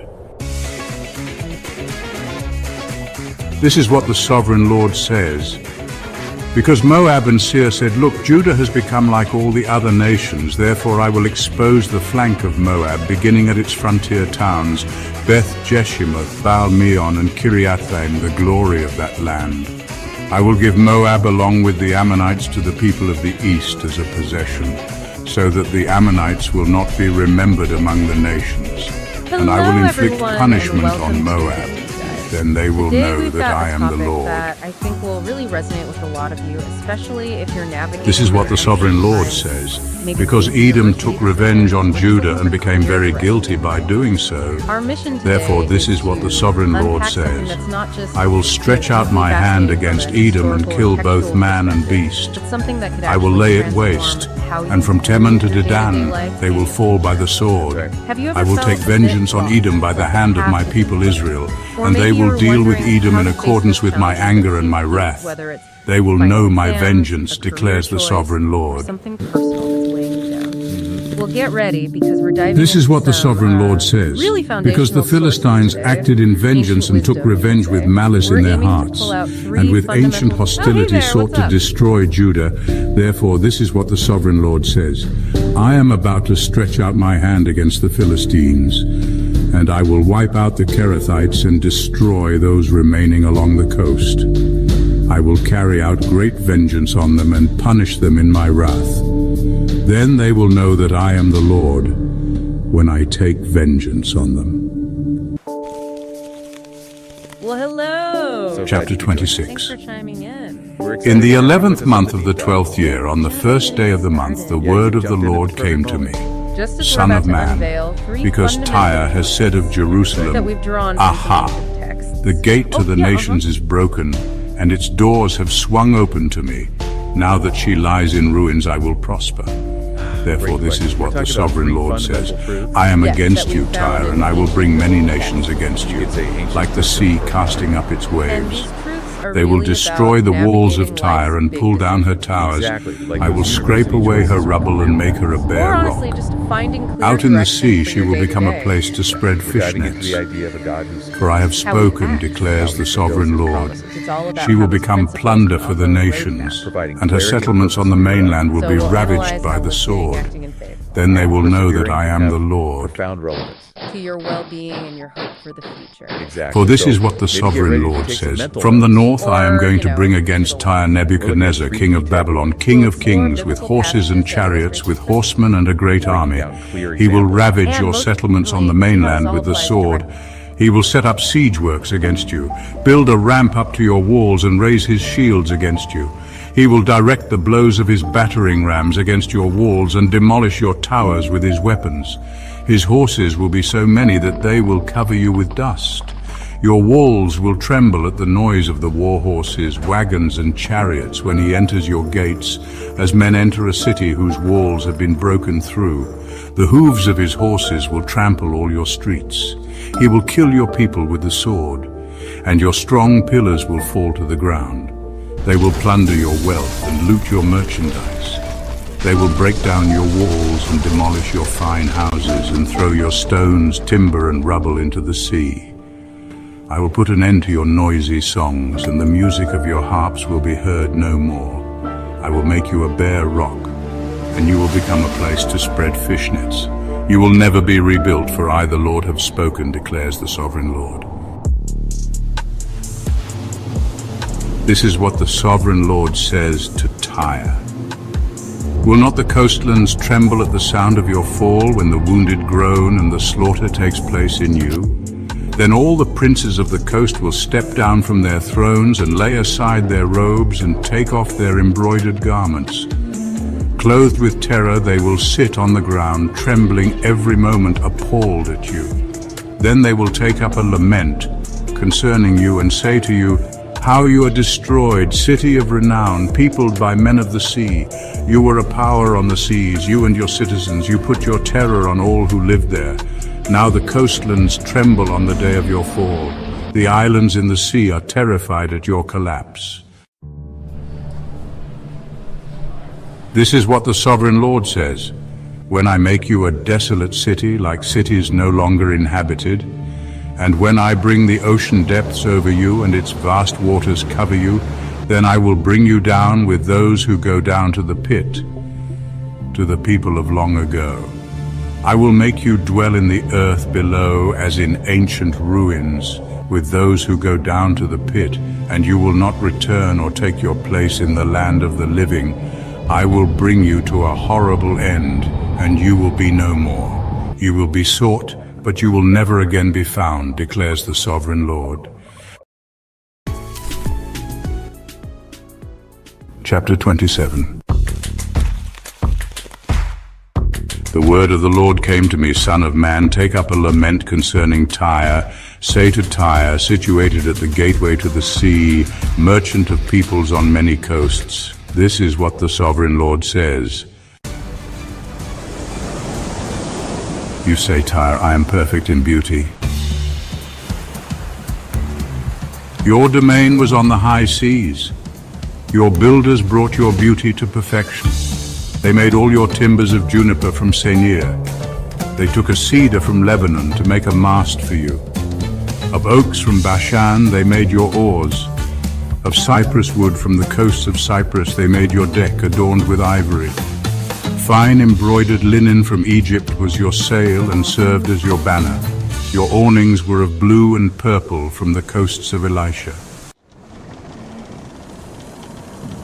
Men of Sidon and Arvad were your oarsmen. Your skilled men, Tyre, were aboard as your sailors. Veteran craftsmen of Byblos were on board as shipwrights to caulk your seams. All the ships of the sea and their sailors came alongside to trade for your wares.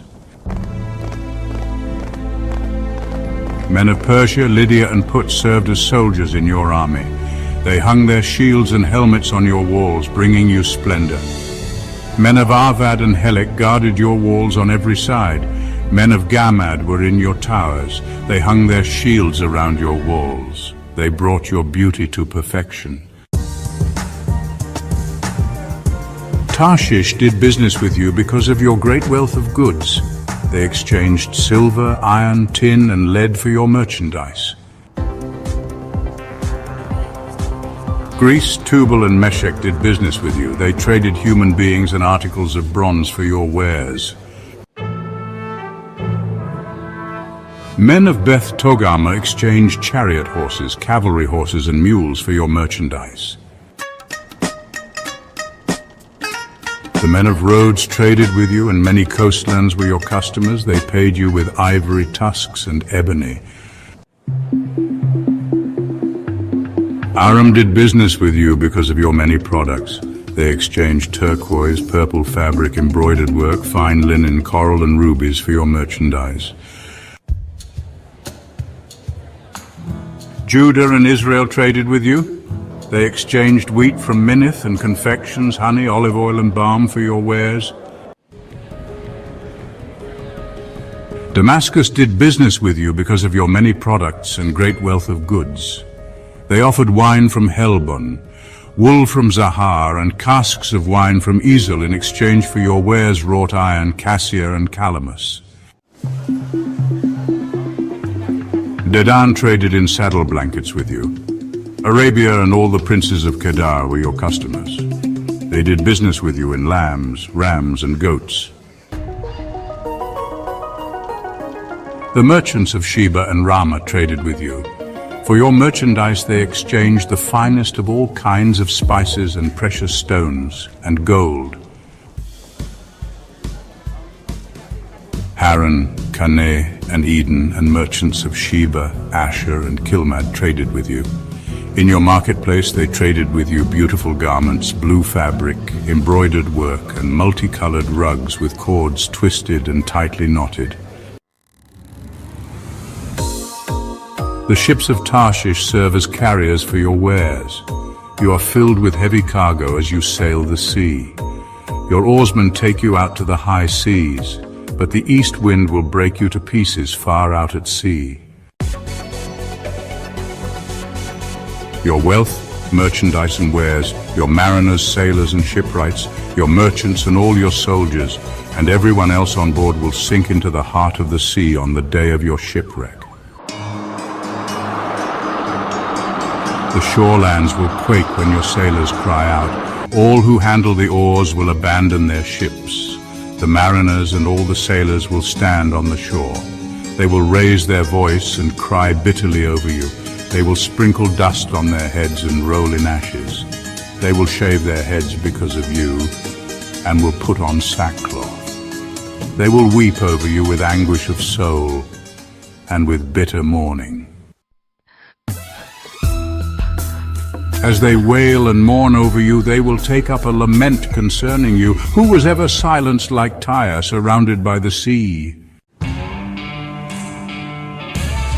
When your merchandise went out on the seas, you satisfied many nations. With your great wealth and your wares, you enriched the kings of the earth. Now you are shattered by the sea in the depths of the waters. Your wares and all your company have gone down with you. All who live in the coastlands are appalled at you. Their kings shudder with horror and their faces are distorted with fear. The merchants among the nations scoff at you. You have come to a horrible end and will be no more. Chapter 28. The word of the Lord came to me, Son of man, say to the ruler of Tyre, this is what the sovereign Lord says, in the pride of your heart you say, I am a god. I sit on the throne of a god in the heart of the seas. But you are a mere mortal and not a god, though you think you are as wise as a god. Are you wiser than Daniel? Is no secret hidden from you? By your wisdom and understanding you have gained wealth for yourself and amassed gold and silver in your treasuries. By your great skill in trading you have increased your wealth, and because of your wealth your heart has grown proud. Therefore this is what the sovereign Lord says, because you think you are wise as a god, I am going to bring foreigners against you, the most ruthless of nations. They will draw their swords against your beauty and wisdom and pierce your shining splendor. They will bring you down to the pit, and you will die a violent death in the heart of the seas. Will you then say, I am a god in the presence of those who kill you? You will be but a mortal, not a god, in the hands of those who slay you. You will die the death of the uncircumcised at the hands of foreigners. I have spoken, declares the sovereign Lord. The word of the Lord came to me, Son of man, take up a lament concerning the king of Tyre, and say to him, this is what the sovereign Lord says, you were the seal of perfection, full of wisdom and perfect in beauty. You were in Eden, the garden of God. Every precious stone adorned you. Carnelian, chrysolite and emerald, topaz, onyx and jasper, lapis lazuli, turquoise and beryl. Your settings and mountings were made of gold. On the day you were created, they were prepared. You were anointed as a guardian cherub, for so I ordained you. You were on the holy mount of God. You walked among the fiery stones. You were blameless in your ways from the day you were created till wickedness was found in you. Through your widespread trade you were filled with violence, and you sinned. So I drove you in disgrace from the mount of God, and I expelled you, guardian cherub, from among the fiery stones.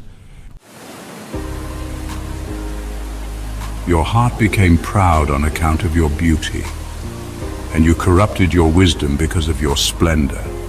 So I threw you to the earth. I made a spectacle of you before kings. By your many sins and dishonest trade, you have desecrated your sanctuaries.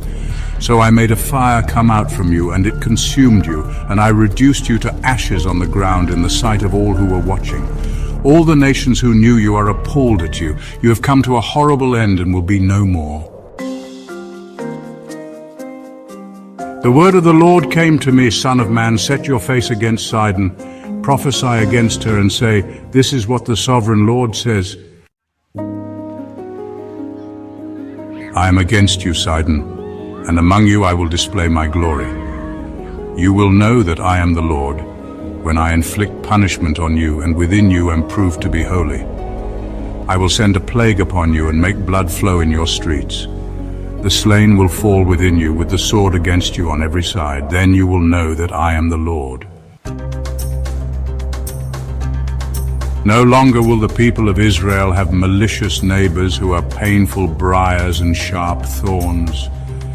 Then they will know that I am the sovereign Lord.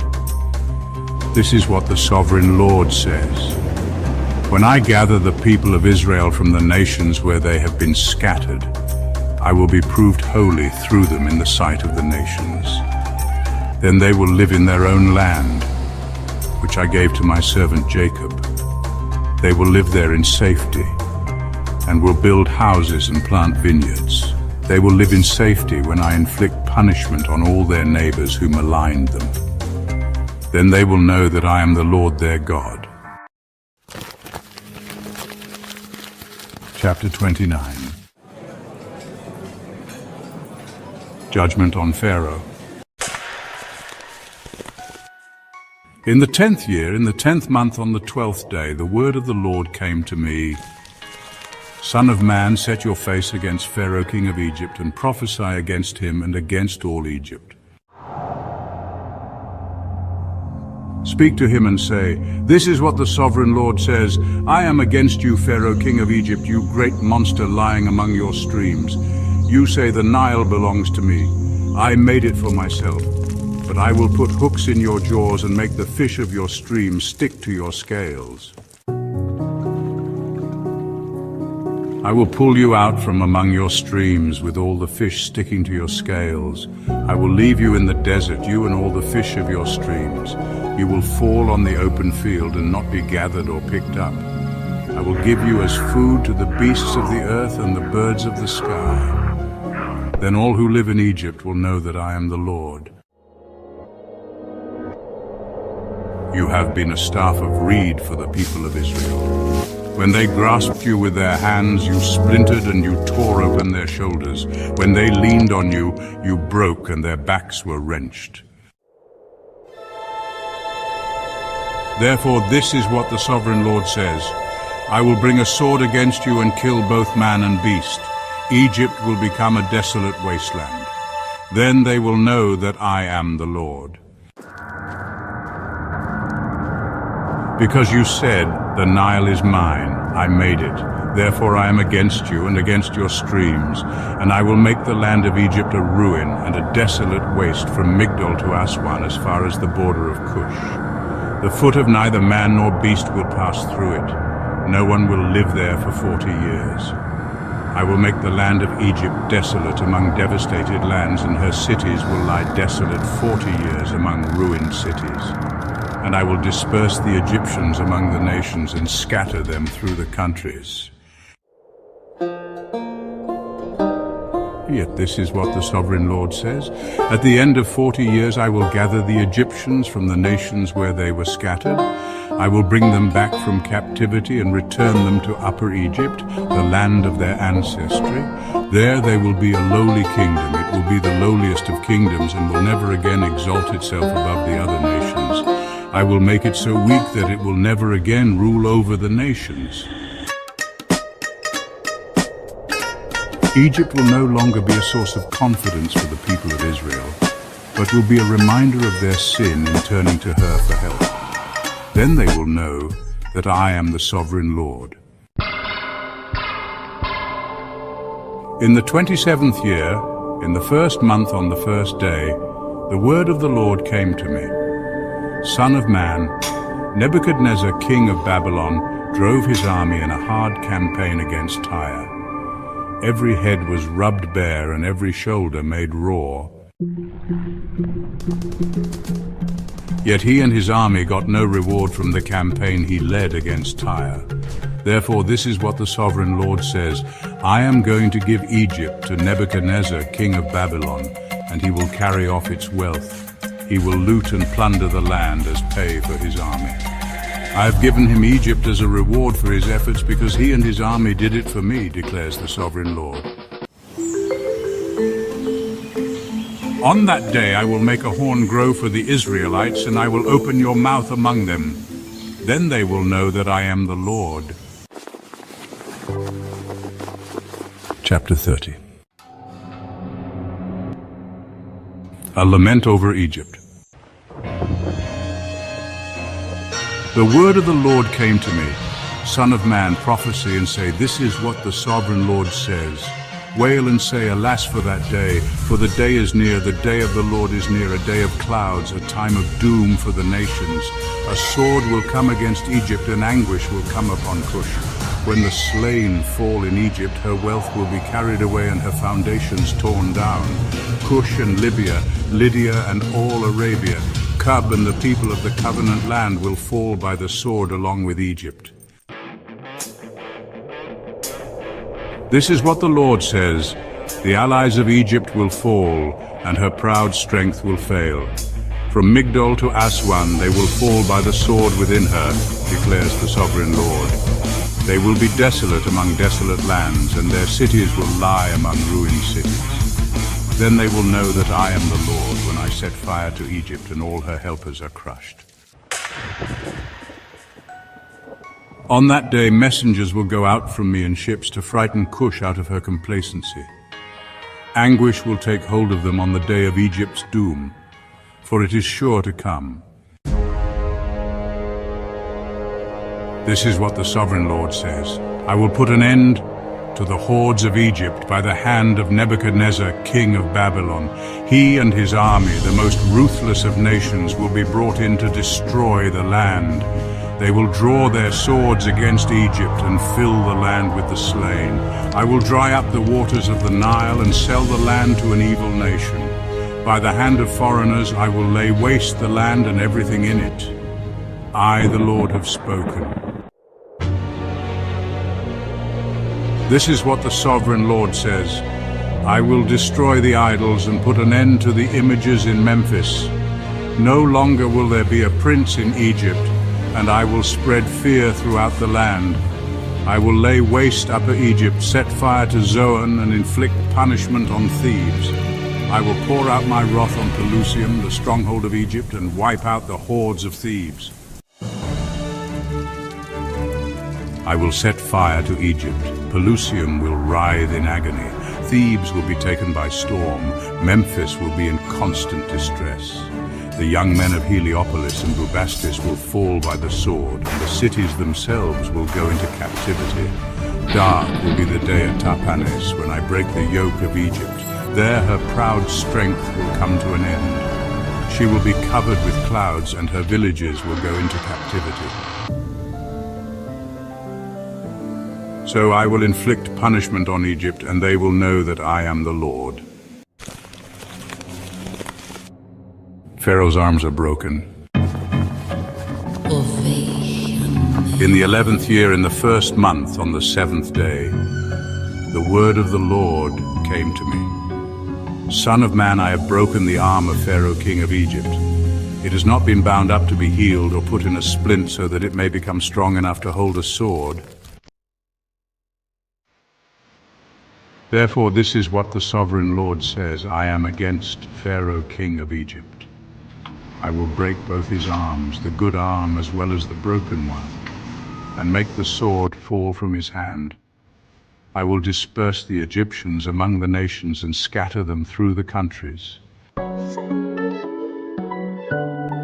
I will strengthen the arms of the king of Babylon and put my sword in his hand, but I will break the arms of Pharaoh, and he will groan before him like a mortally wounded man. I will strengthen the arms of the king of Babylon, but the arms of Pharaoh will fall limp. Then they will know that I am the Lord when I put my sword into the hand of the king of Babylon, and he brandishes it against Egypt. I will disperse the Egyptians among the nations and scatter them through the countries. Then they will know that I am the Lord. Chapter 31. Pharaoh as a felled cedar of Lebanon. In the 11th year, in the 3rd month, on the 1st day, the word of the Lord came to me. Son of man, say to Pharaoh, king of Egypt, and to his hordes, who can be compared with you in majesty? Consider Assyria, once a cedar in Lebanon, with beautiful branches overshadowing the forest. It towered on high, its top above the thick foliage. The waters nourished it. Deep springs made it grow tall. Their streams flowed all around its base and sent their channels to all the trees of the field. So it towered higher than all the trees of the field. Its boughs increased, and its branches grew long, spreading because of abundant waters. All the birds of the sky nested in its boughs. All the animals of the wild gave birth under its branches. All the great nations lived in its shade. It was majestic in beauty, with its spreading boughs, for its roots went down to abundant waters. The cedars in the garden of God could not rival it, nor could the junipers equal its boughs, nor could the plane trees compare with its branches. No tree in the garden of God could match its beauty. I made it beautiful with abundant branches, the envy of all the trees of Eden in the garden of God. Therefore, this is what the sovereign Lord says: because the great cedar towered over the thick foliage, and because it was proud of its height, I gave it into the hands of the ruler of the nations, for him to deal with according to its wickedness. I cast it aside, and the most ruthless of foreign nations cut it down and left it. Its boughs fell on the mountains and in all the valleys. Its branches lay broken in all the ravines of the land. All the nations of the earth came out from under its shade and left it. All the birds settled on the fallen tree, and all the wild animals lived among its branches. Therefore no other trees by the waters are ever to tower proudly on high, lifting their tops above the thick foliage. No other trees so well watered are ever to reach such a height. They are all destined for death, for the earth below among mortals who go down to the realm of the dead. This is what the sovereign Lord says. On the day it was brought down to the realm of the dead, I covered the deep springs with mourning for it. I held back its streams, and its abundant waters were restrained. Because of it I clothed Lebanon with gloom, and all the trees of the field withered away. I made the nations tremble at the sound of its fall when I brought it down to the realm of the dead, to be with those who go down to the pit. Then all the trees of Eden, the choicest and best of Lebanon, the well-watered trees, were consoled in the earth below. They too, like the great cedar, had gone down to the realm of the dead, to those killed by the sword, along with the armed men who lived in its shade among the nations. Which of the trees of Eden can be compared with you in splendor and majesty? Yet you too will be brought down with the trees of Eden to the earth below. You will lie among the uncircumcised with those killed by the sword. This is Pharaoh and all his hordes, declares the sovereign Lord. Chapter 32. A lament over Pharaoh. In the 12th year, in the 12th month on the first day, the word of the Lord came to me. Son of man, take up a lament concerning Pharaoh, king of Egypt, and say to him, you are like a lion among the nations. You are like a monster in the seas, thrashing about in your streams, churning the water with your feet and muddying the streams. This is what the sovereign Lord says. With a great throng of people I will cast my net over you, and they will haul you up in my net. I will throw you on the land and hurl you on the open field. I will let all the birds of the sky settle on you, and all the animals of the wild gorge themselves on you. I will spread your flesh on the mountains and fill the valleys with your remains. I will drench the land with your flowing blood all the way to the mountains, and the ravines will be filled with your flesh. When I snuff you out, I will cover the heavens and darken their stars. I will cover the sun with a cloud, and the moon will not give its light. All the shining lights in the heavens I will darken over you. I will bring darkness over your land.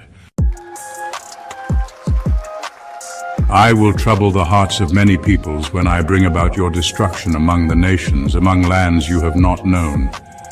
I will cause many peoples to be appalled at you, and their kings will shudder with horror because of you when I brandish my sword before them. On the day of your downfall, each of them will tremble. For this is what the sovereign Lord says, the sword of the king of Babylon will come against you. I will cause your hordes to fall by the swords of mighty men, the most ruthless of all nations. They will shatter the pride of Egypt, and all her hordes will be overthrown. I will destroy all her cattle from beside abundant waters, no longer to be stirred by the foot of man or muddied by the hooves of cattle. Then I will let her waters settle and make her streams flow like oil, declares the sovereign Lord. When I make Egypt desolate and strip the land of everything in it, when I strike down all who live there, then they will know that I am the Lord. This is the lament they will chant for her. The daughters of the nations will chant it for Egypt, and all her hordes they will chant it, declares the sovereign Lord. Egypt's descent into the realm of the dead. In the 12th year, on the 15th day of the month, the word of the Lord came to me. Each son of man, wail for the hordes of Egypt and consign to the earth below both her and the daughters of mighty nations, along with those who go down to the pit.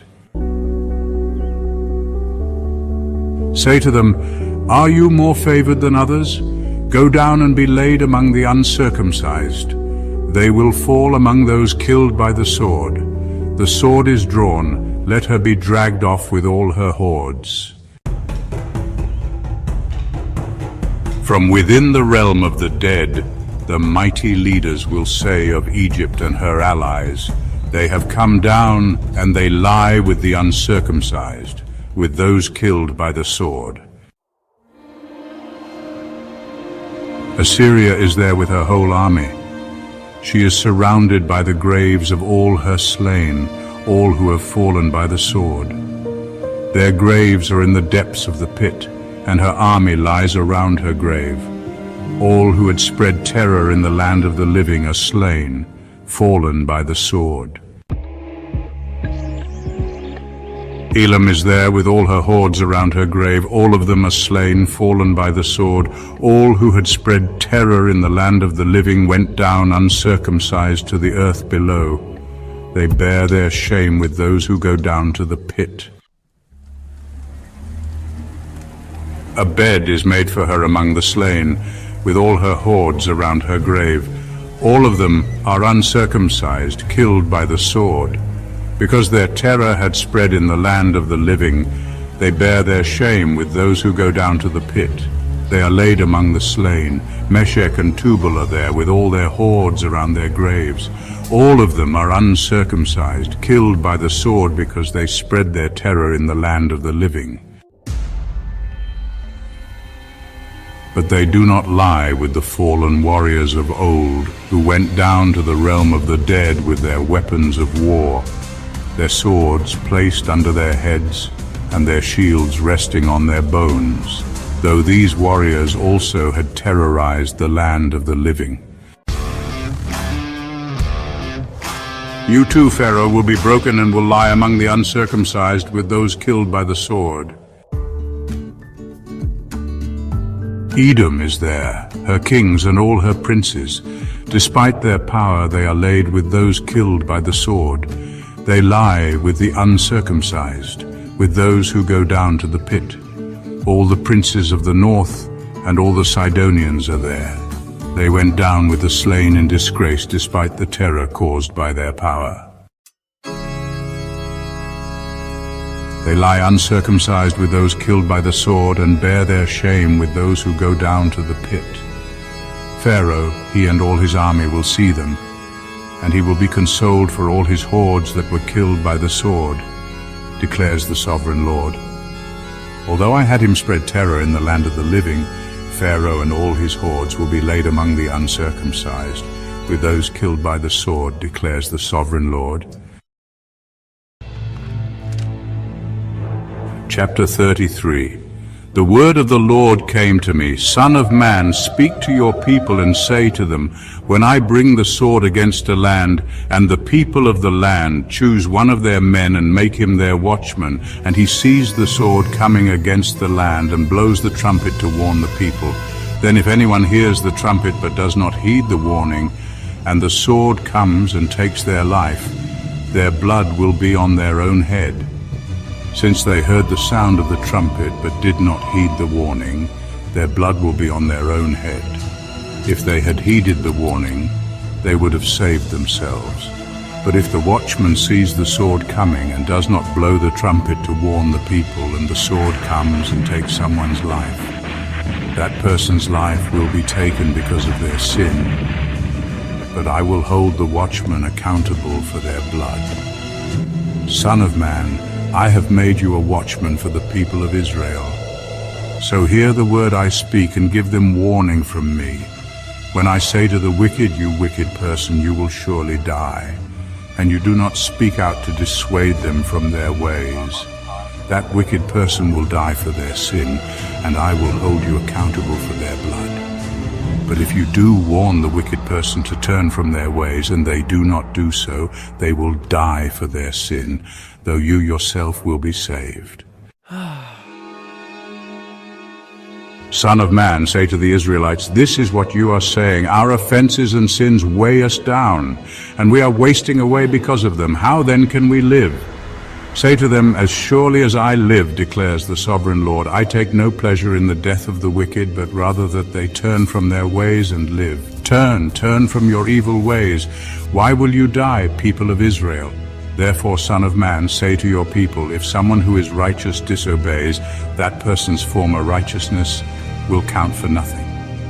And if someone who is wicked repents, that person's former wickedness will not bring condemnation.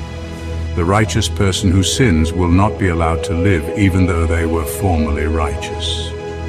If I tell a righteous person that they will surely live, but then they trust in their righteousness and do evil, none of the righteous things that person has done will be remembered. They will die for the evil they have done.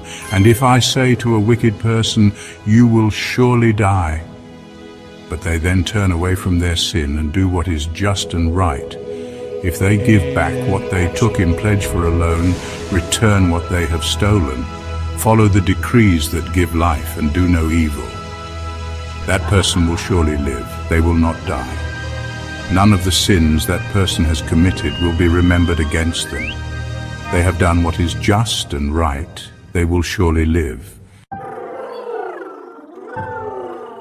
Yet your people say, the way of the Lord is not just, but it is their way that is not just. If a righteous person turns from their righteousness and does evil, they will die for it. And if a wicked person turns away from their wickedness and does what is just and right, they will live by doing so. Yet you Israelites say, the way of the Lord is not just, but I will judge each of you according to your own ways. In the 12th year of our exile, in the 10th month on the 5th day, a man who had escaped from Jerusalem came to me and said, the city has fallen. Now the evening before the man arrived, the hand of the Lord was on me, and he opened my mouth before the man came to me in the morning. So my mouth was opened, and I was no longer silent. Then the word of the Lord came to me, Son of man, the people living in those ruins in the land of Israel are saying, Abraham was only one man, yet he possessed the land. But we are many. Surely the land has been given to us as our possession. Therefore say to them, this is what the sovereign Lord says, since you eat meat with the blood still in it and look to your idols and shed blood, should you then possess the land? You rely on your sword, you do detestable things, and each of you defiles his neighbor's wife. Should you then possess the land? Say this to them, this is what the sovereign Lord says. As surely as I live, those who are left in the ruins will fall by the sword. Those out in the country I will give to the wild animals to be devoured, and those in strongholds and caves will die of a plague. I will make the land a desolate waste, and her proud strength will come to an end. And the mountains of Israel will become desolate, so that no one will cross them. Then they will know that I am the Lord, when I have made the land a desolate waste because of all the detestable things they have done. As for you, Son of man, your people are talking together about you by the walls and at the doors of the houses, saying to each other, come and hear the message that has come from the Lord. My people come to you as they usually do and sit before you to hear your words, but they do not put them into practice. Their mouths speak of love, but their hearts are greedy for unjust gain. Indeed, to them, you are nothing more than one who sings love songs with a beautiful voice and plays an instrument well, for they hear your words but do not put them into practice. When all this comes true, and it surely will, then they will know that a prophet has been among them. Chapter 34, the word of the Lord came to me, Son of man, prophesy against the shepherds of Israel. Prophesy and say to them, this is what the sovereign Lord says. Woe to you, shepherds of Israel, who only take care of yourselves. Should not shepherds take care of the flock? You eat the curds, clothe yourselves with the wool, and slaughter the choice animals, but you do not take care of the flock. You have not strengthened the weak or healed the sick or bound up the injured. You have not brought back the strays or searched for the lost. You have ruled them harshly and brutally. So they were scattered because there was no shepherd, and when they were scattered they became food for all the wild animals. My sheep wandered over all the mountains and on every high hill. They were scattered over the whole earth, and no one searched or looked for them. Therefore, you shepherds, hear the word of the Lord. As surely as I live, declares the sovereign Lord, because my flock lacks a shepherd, and so has been plundered and has become food for all the wild animals, And because my shepherds did not search for my flock, but cared for themselves rather than for my flock, therefore, you shepherds, hear the word of the Lord. This is what the sovereign Lord says: I am against the shepherds and will hold them accountable for my flock. I will remove them from tending the flock so that the shepherds can no longer feed themselves. I will rescue my flock from their mouths, and it will no longer be food for them. For this is what the sovereign Lord says: I myself will search for my sheep and look after them. As a shepherd looks after his scattered flock when he is with them, so will I look after my sheep. I will rescue them from all the places where they were scattered on a day of clouds and darkness. I will bring them out from the nations and gather them from the countries, and I will bring them into their own land. I will pasture them on the mountains of Israel, in the ravines and in all the settlements in the land. I will tend them in a good pasture, and the mountain heights of Israel will be their grazing land. There they will lie down in good grazing land, and there they will feed in a rich pasture on the mountains of Israel. I myself will tend my sheep and have them lie down, declares the sovereign Lord. I will search for the lost and bring back the strays. I will bind up the injured and strengthen the weak, but the sleek and the strong I will destroy. I will shepherd the flock with justice. As for you, my flock, this is what the sovereign Lord says: I will judge between one sheep and another, and between rams and goats. Is it not enough for you to feed on the good pasture? Must you also trample the rest of your pasture with your feet? Is it not enough for you to drink clear water? Must you also muddy the rest with your feet? Must my flock feed on what you have trampled and drink what you have muddied with your feet? Therefore this is what the sovereign Lord says to them: See, I myself will judge between the fat sheep and the lean sheep, because you shove with flank and shoulder, butting all the weak sheep with your horns until you have driven them away. I will save my flock, and they will no longer be plundered. I will judge between one sheep and another. I will place over them one shepherd, my servant David, and he will tend them. He will tend them and be their shepherd. I, the Lord, will be their God, and my servant David will be prince among them. I, the Lord, have spoken. I will make a covenant of peace with them and rid the land of savage beasts, so that they may live in the wilderness and sleep in the forests in safety. I will make them and the places surrounding my hill a blessing. I will send down showers in season. There will be showers of blessing. The trees will yield their fruit, and the ground will yield its crops. The people will be secure in their land. They will know that I am the Lord, when I break the bars of their yoke and rescue them from the hands of those who enslaved them. They will no longer be plundered by the nations, nor will wild animals devour them. They will live in safety, and no one will make them afraid. I will provide for them a land renowned for its crops, and they will no longer be victims of famine in the land, or bear the scorn of the nations. Then they will know that I, the Lord their God, am with them, and that they, the Israelites, are my people, declares the sovereign Lord. You are my sheep, the sheep of my pasture, and I am your God, declares the sovereign Lord. Chapter 35. The word of the Lord came to me, Son of man. Set your face against Mount Seir. Prophesy against it and say, This is what the sovereign Lord says. I am against you, Mount Seir, and I will stretch out my hand against you and make you a desolate waste. I will turn your towns into ruins, and you will be desolate. Then you will know that I am the Lord. Because you harbored an ancient hostility and delivered the Israelites over to the sword at the time of their calamity, the time their punishment reached its climax. Therefore, as surely as I live, declares the sovereign Lord, I will give you over to bloodshed, and it will pursue you. Since you did not hate bloodshed, bloodshed will pursue you. I will make Mount Seir a desolate waste, and cut off from it all who come and go. I will fill your mountains with the slain. Those killed by the sword will fall on your hills and in your valleys and in all your ravines. I will make you desolate forever. Your towns will not be inhabited. Then you will know that I am the Lord. Because you have said these 2 nations and countries will be ours, and we will take possession of them.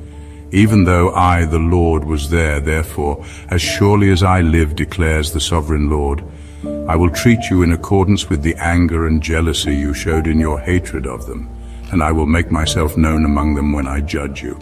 Then you will know that I, the Lord, have heard all the contemptible things you have said against the mountains of Israel. You said they have been laid waste and have been given over to us to devour. You boasted against me and spoke against me without restraint, and I heard it. This is what the sovereign Lord says, while the whole earth rejoices, I will make you desolate. Because you rejoiced when the inheritance of Israel became desolate, that is how I will treat you.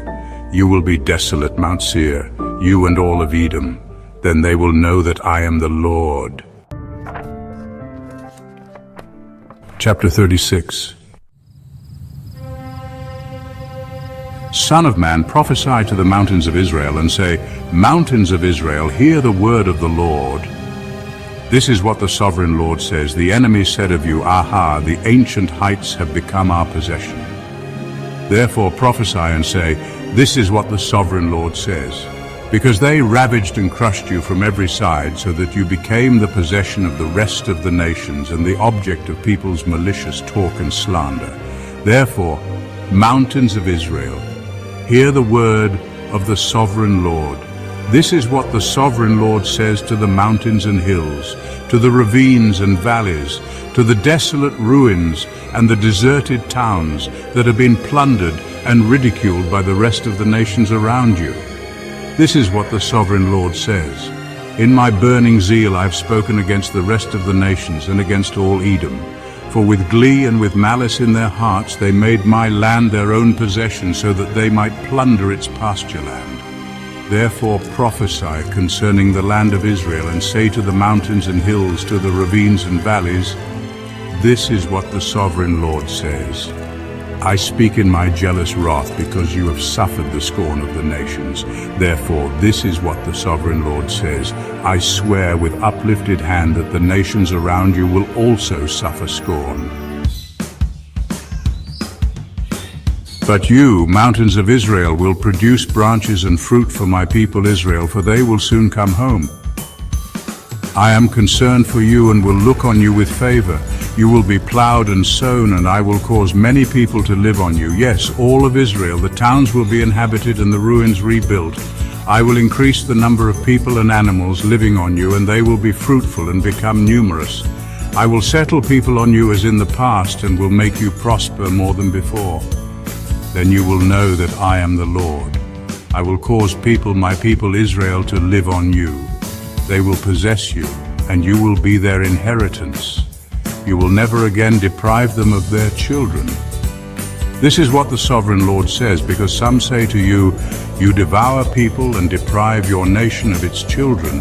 Therefore you will no longer devour people or make your nation childless, declares the sovereign Lord. No longer will I make you hear the taunts of the nations, and no longer will you suffer the scorn of the peoples or cause your nation to fall, declares the sovereign Lord. Again the word of the Lord came to me, Son of man. When the people of Israel were living in their own land, they defiled it by their conduct and their actions. Their conduct was like a woman's monthly uncleanness in my sight. So I poured out my wrath on them because they had shed blood in the land and because they had defiled it with their idols. I dispersed them among the nations, and they were scattered through the countries. I judged them according to their conduct and their actions. And wherever they went among the nations, they profaned my holy name. For it was said of them, These are the Lord's people, and yet they had to leave his land. I had concern for my holy name, which the people of Israel profaned among the nations where they had gone. Therefore say to the Israelites, this is what the sovereign Lord says, it is not for your sake, people of Israel, that I am going to do these things, but for the sake of my holy name, which you have profaned among the nations where you have gone. I will show the holiness of my great name, which has been profaned among the nations, the name you have profaned among them. Then the nations will know that I am the Lord, declares the sovereign Lord, when I am proved holy through you before their eyes. For I will take you out of the nations. I will gather you from all the countries and bring you back into your own land. I will sprinkle clean water on you, and you will be clean. I will cleanse you from all your impurities and from all your idols. I will give you a new heart and put a new spirit in you. I will remove from you your heart of stone and give you a heart of flesh. And I will put my spirit in you and move you to follow my decrees and be careful to keep my laws. Then you will live in the land I gave your ancestors. You will be my people and I will be your God. I will save you from all your uncleanness. I will call for the grain and make it plentiful and will not bring famine upon you. I will increase the fruit of the trees and the crops of the field, so that you will no longer suffer disgrace among the nations because of famine. Then you will remember your evil ways and wicked deeds, and you will loathe yourselves for your sins and detestable practices. I want you to know that I am not doing this for your sake, declares the sovereign Lord. Be ashamed and disgraced for your conduct, people of Israel. This is what the sovereign Lord says. On the day I cleanse you from all your sins, I will resettle your towns and the ruins will be rebuilt. The desolate land will be cultivated instead of lying desolate in the sight of all who pass through it.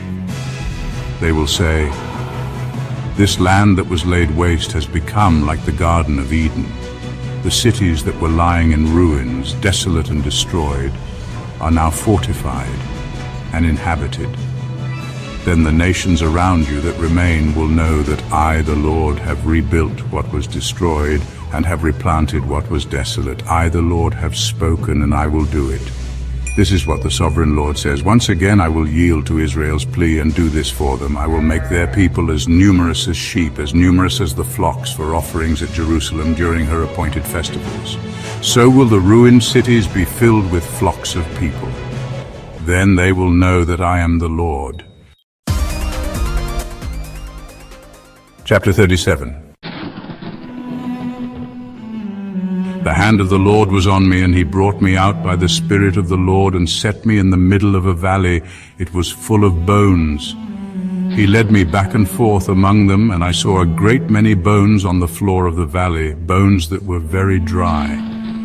He asked me, Son of man, can these bones live? I said, Sovereign Lord, you alone know. Then he said to me, prophesy to these bones and say to them, dry bones, hear the word of the Lord. This is what the sovereign Lord says to these bones. I will make breath enter you, and you will come to life. I will attach tendons to you and make flesh come upon you and cover you with skin. I will put breath in you, and you will come to life. Then you will know that I am the Lord. So I prophesied as I was commanded. And as I was prophesying, there was a noise, a rattling sound, and the bones came together, bone to bone. I looked, and tendons and flesh appeared on them, and skin covered them, but there was no breath in them. Then he said to me, prophesy to the breath, prophesy, Son of man, and say to it, this is what the sovereign Lord says, come, breath from the four winds, and breathe into these slain, that they may live. So I prophesied as he commanded me, and breath entered them. They came to life and stood up on their feet, a vast army. Then he said to me, Son of man, these bones are the people of Israel. They say, our bones are dried up and our hope is gone. We are cut off. Therefore prophesy and say to them, this is what the sovereign Lord says. My people, I am going to open your graves and bring you up from them. I will bring you back to the land of Israel. Then you, my people, will know that I am the Lord, when I open your graves and bring you up from them. I will put my spirit in you, and you will live, and I will settle you in your own land. Then you will know that I, the Lord, have spoken, and I have done it, declares the Lord. The word of the Lord came to me, Son of man, take a stick of wood and write on it, belonging to Judah and the Israelites associated with him. Then take another stick of wood and write on it, belonging to Joseph, that is to Ephraim, and all the Israelites associated with him. Join them together into one stick so that they will become one in your hand. When your people ask you, won't you tell us what you mean by this? Say to them, this is what the sovereign Lord says. I am going to take the stick of Joseph, which is in Ephraim's hand, and of the Israelite tribes associated with him, and join it to Judah's stick. I will make them into a single stick of wood, and they will become one in my hand. Hold before their eyes the sticks you have written on, and say to them, this is what the sovereign Lord says. I will take the Israelites out of the nations where they have gone. I will gather them from all around and bring them back into their own land. I will make them one nation in the land on the mountains of Israel. They will no longer defile themselves with their idols and vile images, or with any of their offenses, for I will save them from all their sinful backsliding, and I will cleanse them. They will be my people, and I will be their God. My servant David will be king over them, and they will all have one shepherd. They will follow my laws and be careful to keep my decrees. They will live in the land I gave to my servant Jacob, the land where your ancestors lived. They and their children and their children's children will live there forever, and David my servant will be their prince forever. I will make a covenant of peace with them. It will be an everlasting covenant. I will establish them and increase their numbers, and I will put my sanctuary among them forever. My dwelling place will be with them. I will be their God, and they will be my people. Then the nations will know that I, the Lord, make Israel holy, when my sanctuary is among them forever. Chapter 38. The word of the Lord came to me. Son of man, set your face against Gog of the land of Magog, the chief prince of Meshech and Tubal. Prophesy against him and say, this is what the sovereign Lord says. I am against you, Gog, chief prince of Meshech and Tubal. I will turn you around, put hooks in your jaws, and bring you out with your whole army, your horses, your horsemen fully armed, and a great horde with large and small shields, all of them brandishing their swords. Persia, Cush, and Put will be with them, all with shields and helmets. Also Gomer with all its troops, and Beth Togarmah from the far north with all its troops, the many nations with you. Get ready, be prepared, you and all the hordes gathered about you, and take command of them. After many days you will be called to arms. In future years you will invade a land that has recovered from war, whose people were gathered from many nations to the mountains of Israel, which had long been desolate. They had been brought out from the nations, and now all of them live in safety. You and all your troops and the many nations with you will go up, advancing like a storm. You will be like a cloud covering the land. This is what the sovereign Lord says. On that day, thoughts will come into your mind, and you will devise an evil scheme. You will say, I will invade a land of unwalled villages. I will attack a peaceful and unsuspecting people, all of them living without walls and without gates and bars. I will plunder and loot and turn my hand against the resettled ruins and the people gathered from the nations, rich in livestock and goods, living at the center of the land. Sheba and Dedan and the merchants of Tarshish and all her villages will say to you, have you come to plunder? Have you gathered your hordes to loot, to carry off silver and gold, to take away livestock and goods, and to seize much plunder? Therefore, Son of man, prophesy and say to Gog, this is what the sovereign Lord says. In that day, when my people Israel are living in safety, will you not take notice of it? You will come from your place in the far north, you and many nations with you, all of them riding on horses, a great horde, a mighty army. You will advance against my people Israel like a cloud that covers the land. In days to come, Gog, I will bring you against my land so that the nations may know me when I am proved holy through you before their eyes. This is what the sovereign Lord says. You are the one I spoke of in former days by my servants, the prophets of Israel. At that time they prophesied for years that I would bring you against them. This is what will happen in that day.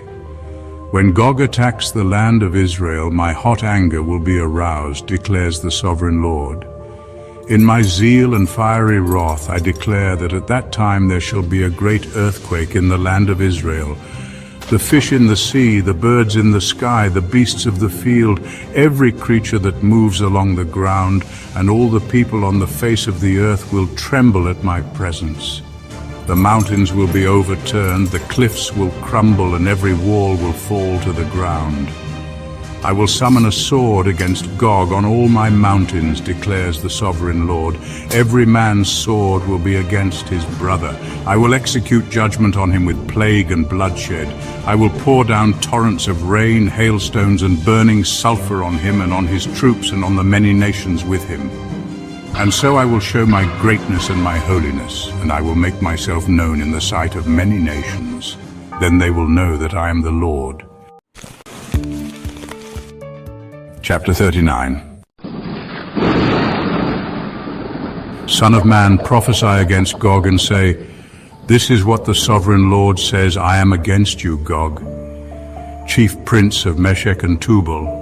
I will turn you around and drag you along. I will bring you from the far north and send you against the mountains of Israel. Then I will strike your bow from your left hand and make your arrows drop from your right hand. On the mountains of Israel you will fall, you and all your troops and the nations with you. I will give you as food to all kinds of carrion birds and to the wild animals. You will fall in the open field, for I have spoken, declares the sovereign Lord. I will send fire on Magog and on those who live in safety in the coastlands, and they will know that I am the Lord. I will make known my holy name among my people Israel. I will no longer let my holy name be profaned, and the nations will know that I, the Lord, am the Holy One in Israel. It is coming. It will surely take place, declares the sovereign Lord. This is the day I have spoken of. Then those who live in the towns of Israel will go out and use the weapons for fuel and burn them up. The small and large shields, the bows and arrows, the war clubs and spears. For 7 years they will use them for fuel. They will not need to gather wood from the fields or cut it from the forests, because they will use the weapons for fuel, and they will plunder those who plundered them and loot those who looted them, declares the sovereign Lord. On that day, I will give Gog a burial place in Israel, in the valley of those who travel east of the sea. It will block the way of travelers, because Gog and all his hordes will be buried there, so it will be called the Valley of Hamon-Gog. For 7 months the Israelites will be burying them in order to cleanse the land. All the people of the land will bury them, and the day I display my glory will be a memorable day for them, declares the sovereign Lord. People will be continually employed in cleansing the land. They will spread out across the land, and along with others, they will bury any bodies that are lying on the ground. After the 7 months, they will carry out a more detailed search as they go through the land. Anyone who sees a human bone will leave a marker beside it, until the grave diggers bury it in the valley of Hamon-Gog, near a town called Hamona. And so they will cleanse the land. Son of man, this is what the sovereign Lord says. Call out to every kind of bird and all the wild animals. Assemble and come together from all around to the sacrifice I am preparing for you, the great sacrifice on the mountains of Israel. There you will eat flesh and drink blood. You will eat the flesh of mighty men and drink the blood of the princes of the earth, as if they were rams and lambs, goats and bulls, all of them fattened animals from Bashan. At the sacrifice I am preparing for you, you will eat fat till you are glutted and drink blood till you are drunk. At my table you will eat your fill of horses and riders, mighty men and soldiers of every kind, declares the sovereign Lord. I will display my glory among the nations, and all the nations will see the punishment I inflict and the hand I lay on them. From that day forward, the people of Israel will know that I am the Lord their God. And the nations will know that the people of Israel went into exile for their sin because they were unfaithful to me. So I hid my face from them and handed them over to their enemies, and they all fell by the sword. I dealt with them according to their uncleanness and their offenses, and I hid my face from them. Therefore, this is what the sovereign Lord says. I will now restore the fortunes of Jacob and will have compassion on all the people of Israel, and I will be zealous for my holy name. They will forget their shame and all the unfaithfulness they showed toward me when they lived in safety in their land with no one to make them afraid. When I have brought them back from the nations and have gathered them from the countries of their enemies, I will be proved holy through them in the sight of many nations. Then they will know that I am the Lord their God. For though I sent them into exile among the nations, I will gather them to their own land, not leaving any behind. I will no longer hide my face from them, for I will pour out my spirit on the people of Israel, declares the sovereign Lord. Chapter 40. In the 25th year of our exile, at the beginning of the year, on the 10th of the month, in the 14th year after the fall of the city, on that very day the hand of the Lord was on me, and he took me there. In visions of God, he took me to the land of Israel and set me on a very high mountain, on whose south side were some buildings that looked like a city.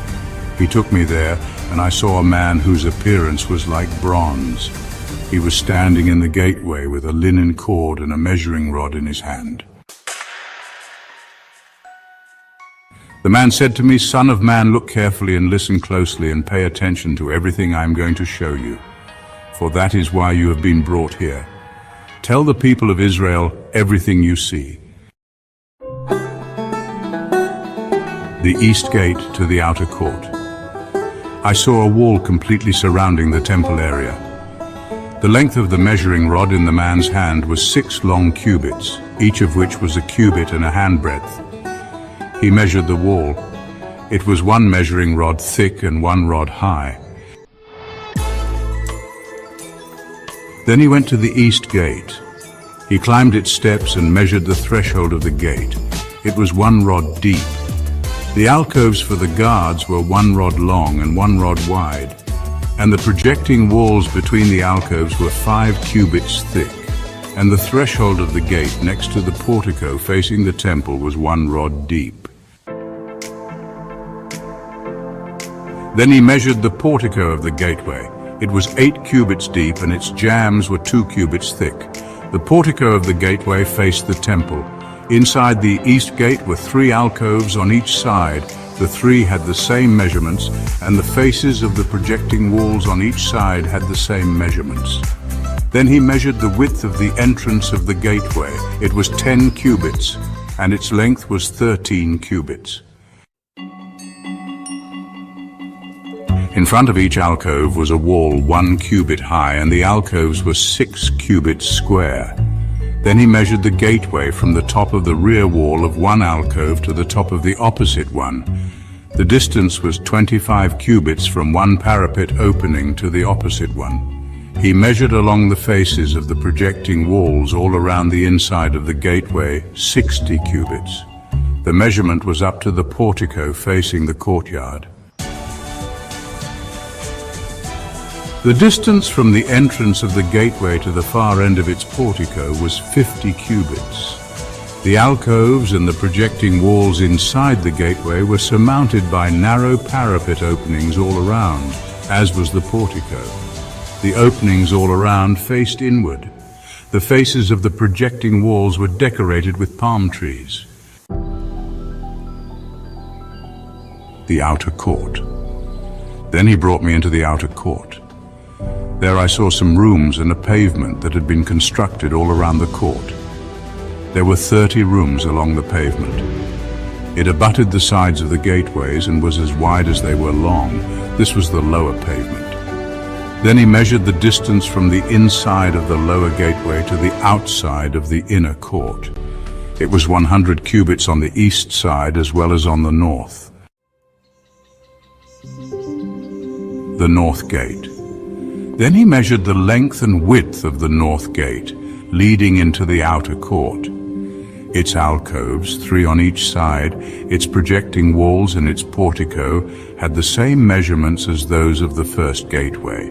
It was 50 cubits long and 25 cubits wide. Its openings, its portico and its palm tree decorations had the same measurements as those of the gate facing east. 7 steps led up to it, with its portico opposite them. There was a gate to the inner court facing the north gate, just as there was on the east. He measured from one gate to the opposite one. It was 100 cubits. The south gate. Then he led me to the south side, and I saw the south gate. He measured its jambs and its portico, and they had the same measurements as the others. The gateway and its portico had narrow openings all around, like the openings of the others. It was 50 cubits long and 25 cubits wide. 7 steps led up to it, with its portico opposite them. It had palm tree decorations on the faces of the projecting walls on each side. The inner court also had a gate facing south, and he measured from this gate to the outer gate on the south side. It was 100 cubits. The gates to the inner court. Then he brought me into the inner court through the south gate, and he measured the south gate. It had the same measurements as the others. Its alcoves, its projecting walls, and its portico had the same measurements as the others. The gateway and its portico had openings all around. It was 50 cubits long and 25 cubits wide. The porticos of the gateways around the inner court were 25 cubits wide and 5 cubits deep. Its portico faced the outer court. Palm trees decorated its jambs, and 8 steps led up to it. Then he brought me to the inner court on the east side, and he measured the gateway. It had the same measurements as the others. Its alcoves, its projecting walls, and its portico had the same measurements as the others. The gateway and its portico had openings all around. It was 50 cubits long and 25 cubits wide. Its portico faced the outer court. Palm trees decorated the jambs on either side, and 8 steps led up to it. Then he brought me to the north gate and measured it. It had the same measurements as the others, as did its alcoves, its projecting walls, and its portico, and it had openings all around. It was 50 cubits long and 25 cubits wide. Its portico faced the outer court. Palm trees decorated the jambs on either side, and 8 steps led up to it. A room with a doorway was by the portico in each of the inner gateways, where the burnt offerings were washed. In the portico of the gateway were 2 tables on each side, on which the burnt offerings, sin offerings, and guilt offerings were slaughtered. By the outside wall of the portico of the gateway, near the steps at the entrance of the north gateway, were 2 tables, and on the other side of the steps were 2 tables. So there were 4 tables on one side of the gateway and 4 on the other, 8 tables in all, on which the sacrifices were slaughtered. There were also 4 tables of dressed stone for the burnt offerings, each a cubit and a half long, a cubit and a half wide, and a cubit high. On them were placed the utensils for slaughtering the burnt offerings and the other sacrifices. And double-pronged hooks, each a handbreadth long, were attached to the wall all around. The tables were for the flesh of the offerings. The rooms for the priests. Outside the inner gate, within the inner court, were 2 rooms, one at the side of the north gate and facing south, and another at the side of the south gate and facing north. He said to me, The room facing south is for the priests who guard the temple, and the room facing north is for the priests who guard the altar. These are the sons of Zadok, who are the only Levites who may draw near to the Lord to minister before him. Then he measured the court. It was square, 100 cubits long and 100 cubits wide, and the altar was in front of the temple. He brought me to the portico of the temple and measured the jambs of the portico. They were 5 cubits wide on either side. The width of the entrance was 14 cubits, and its projecting walls were 3 cubits wide on either side. The portico was 20 cubits wide and 12 cubits from front to back. It was reached by a flight of stairs, and there were pillars on each side of the jambs. Chapter 41. Then the man brought me to the main hall and measured the jambs. The width of the jambs was 6 cubits on each side. The entrance was 10 cubits wide, and the projecting walls on each side of it were 5 cubits wide. He also measured the main hall. It was 40 cubits long and 20 cubits wide. Then he went into the inner sanctuary and measured the jambs of the entrance. Each was 2 cubits wide. The entrance was 6 cubits wide, and the projecting walls on each side of it were 7 cubits wide. And he measured the length of the inner sanctuary. It was 20 cubits, and its width was 20 cubits across the end of the main hall. He said to me, "This is the most holy place." Then he measured the wall of the temple. It was 6 cubits thick, and each side room around the temple was 4 cubits wide. The side rooms were on 3 levels, one above another, 30 on each level. There were ledges all around the wall of the temple to serve as supports for the side rooms, so that the supports were not inserted into the wall of the temple.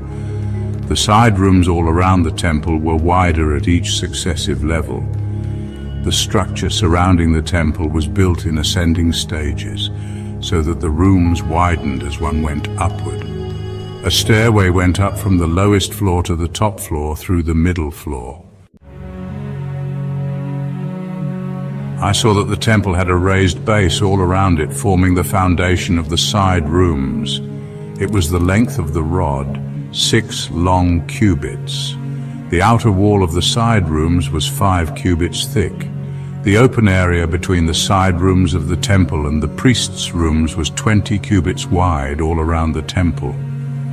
There were entrances to the side rooms from the open area, one on the north and another on the south, and the base adjoining the open area was 5 cubits wide all around. The building facing the temple courtyard on the west side was 70 cubits wide. The wall of the building was 5 cubits thick all around, and its length was 90 cubits. Then he measured the temple. It was 100 cubits long, and the temple courtyard and the building with its walls were also 100 cubits long. The width of the temple courtyard on the east, including the front of the temple, was 100 cubits. Then he measured the length of the building facing the courtyard at the rear of the temple, including its galleries on each side. It was 100 cubits. The main hall, the inner sanctuary, and the portico facing the court, as well as the thresholds and the narrow windows and galleries around the 3 of them, everything beyond and including the threshold was covered with wood. The floor, the wall up to the windows, and the windows were covered. In the space above the outside of the entrance to the inner sanctuary, and on the walls at regular intervals, all around the inner and outer sanctuary, were carved cherubim and palm trees. Palm trees alternated with cherubim. Each cherub had 2 faces, the face of a human being toward the palm tree on one side, and the face of a lion toward the palm tree on the other. They were carved all around the whole temple.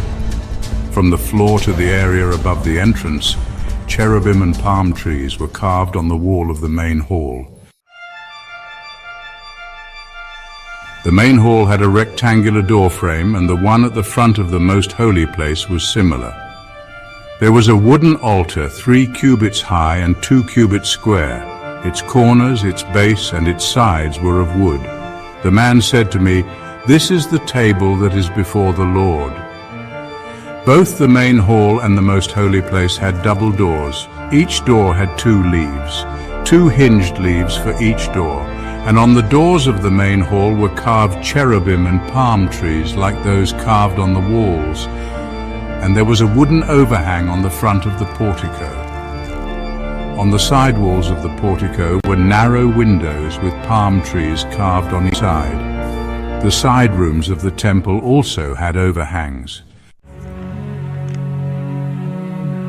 Chapter 42. Then the man led me northward into the outer court and brought me to the rooms opposite the temple courtyard and opposite the outer wall on the north side. The building whose door faced north was 100 cubits long and 50 cubits wide. Both in the section 20 cubits from the inner court and in the section opposite the pavement of the outer court, gallery faced gallery at the 3 levels. In front of the rooms was an inner passageway 10 cubits wide and 100 cubits long. Their doors were on the north. Now the upper rooms were narrower, for the galleries took more space from them than from the rooms on the lower and middle floors of the building. The rooms on the top floor had no pillars as the courts had, so they were smaller in floor space than those on the lower and middle floors. There was an outer wall parallel to the rooms and the outer court. It extended in front of the rooms for 50 cubits, while the row of rooms on the side next to the outer court was 50 cubits long. The row on the side nearest the sanctuary was 100 cubits long. The lower rooms had an entrance on the east side as one enters them from the outer court. On the south side, along the length of the wall of the outer court, adjoining the temple courtyard and opposite the outer wall, were rooms with a passageway in front of them. These were like the rooms on the north. They had the same length and width with similar exits and dimensions. Similar to the doorways on the north were the doorways of the rooms on the south. There was a doorway at the beginning of the passageway that was parallel to the corresponding wall extending eastward by which one enters the rooms. Then he said to me, "The north and south rooms facing the temple courtyard are the priests' rooms, where the priests who approach the Lord will eat the most holy offerings. There they will put the most holy offerings, the grain offerings, the sin offerings, and the guilt offerings. For the place is holy.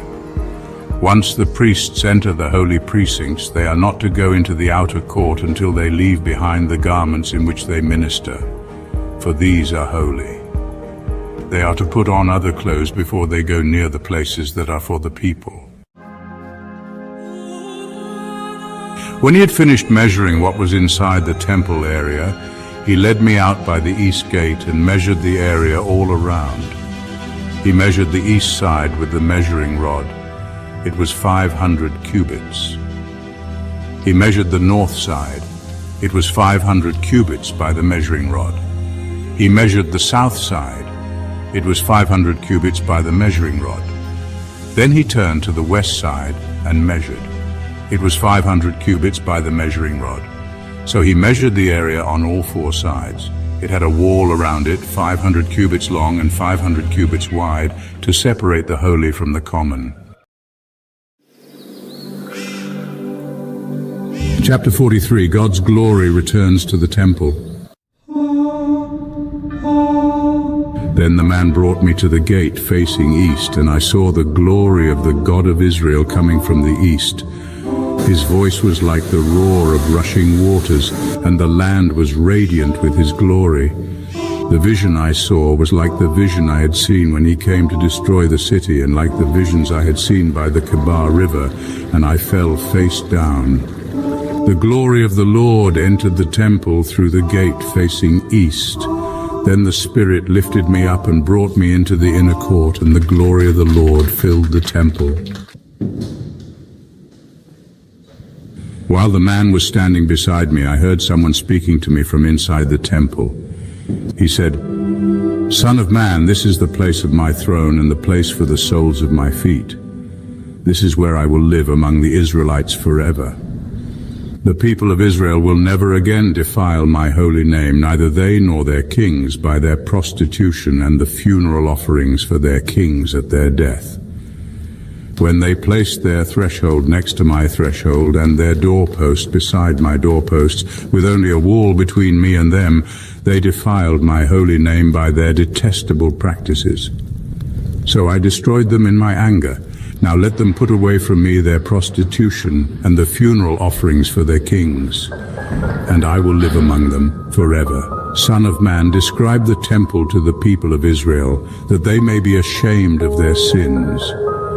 Let them consider its perfection, and if they are ashamed of all they have done, make known to them the design of the temple, its arrangement, its exits and entrances, its whole design and all its regulations and laws. Write these down before them so that they may be faithful to its design and follow all its regulations. This is the law of the temple. All the surrounding area on top of the mountain will be most holy. Such is the law of the temple." The great altar restored. These are the measurements of the altar in long cubits, that cubit being a cubit and a handbreadth. Its gutter is a cubit deep and a cubit wide, with a rim of 1 span around the edge. And this is the height of the altar. From the gutter on the ground up to the lower ledge that goes around the altar, it is 2 cubits high, and the ledge is a cubit wide. From this lower ledge to the upper ledge that goes around the altar, it is 4 cubits high, and that ledge is also a cubit wide. Above that, the altar hearth is 4 cubits high, and 4 horns project upward from the hearth. The altar hearth is square, 12 cubits long and 12 cubits wide. The upper ledge also is square, 14 cubits long and 14 cubits wide. All around the altar is a gutter of 1 cubit with a rim of half a cubit. The steps of the altar face east. Then he said to me, "Son of man, this is what the sovereign Lord says. These will be the regulations for sacrificing burnt offerings and splashing blood against the altar when it is built. You are to give a young bull as a sin offering to the Levitical priests of the family of Zadok who come near to minister before me, declares the sovereign Lord. You are to take some of its blood and put it on the 4 horns of the altar and on the 4 corners of the upper ledge and all around the rim, and so purify the altar and make atonement for it. You are to take the bull for the sin offering and burn it in the designated part of the temple area outside the sanctuary. On the 2nd day you are to offer a male goat without defect for a sin offering, and the altar is to be purified as it was purified with the bull. When you have finished purifying it, you are to offer a young bull and a ram from the flock, both without defect. You are to offer them before the Lord, and the priests are to sprinkle salt on them and sacrifice them as a burnt offering to the Lord. For 7 days you are to provide a male goat daily for a sin offering. You are also to provide a young bull and a ram from the flock, both without defect. For 7 days they are to make atonement for the altar and cleanse it. Thus they will dedicate it. At the end of these days, from the 8th day on, the priests are to present your burnt offerings and fellowship offerings on the altar. Then I will accept you, declares the sovereign Lord. Chapter 44, the priesthood restored.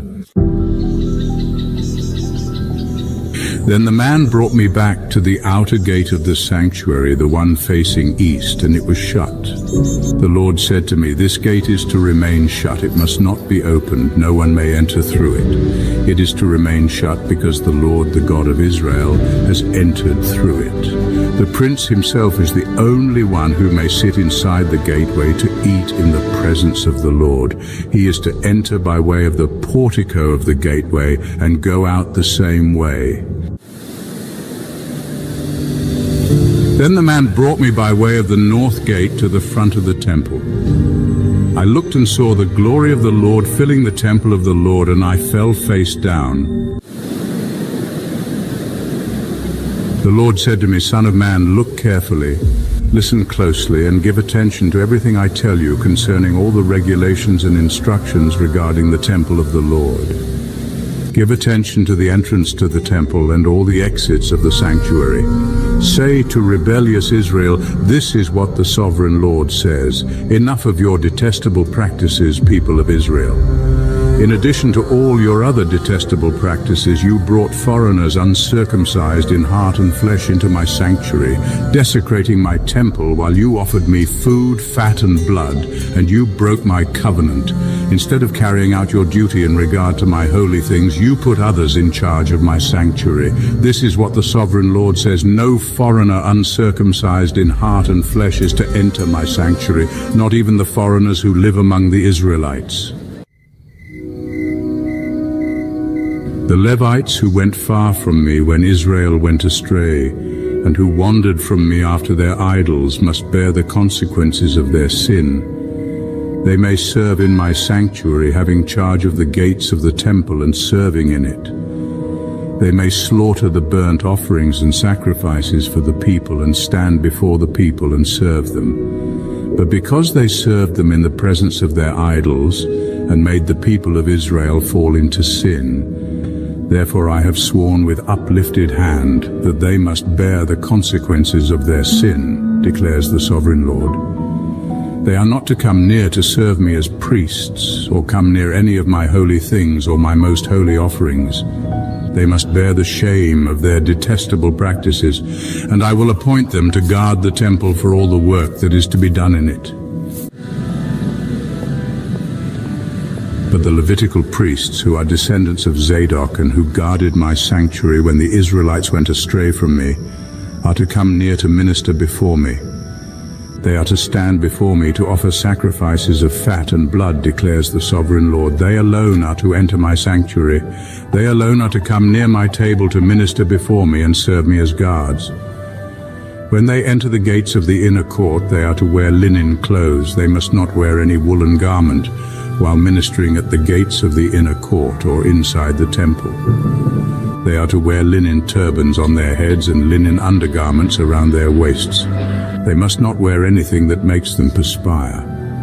When they go out into the outer court where the people are, they are to take off the clothes they have been ministering in, and are to leave them in the sacred rooms and put on other clothes, so that the people are not consecrated through contact with their garments.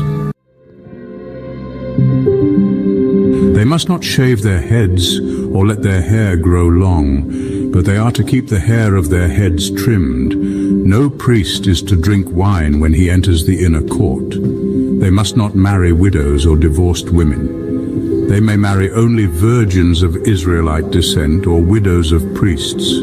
They are to teach my people the difference between the holy and the common, and show them how to distinguish between the unclean and the clean.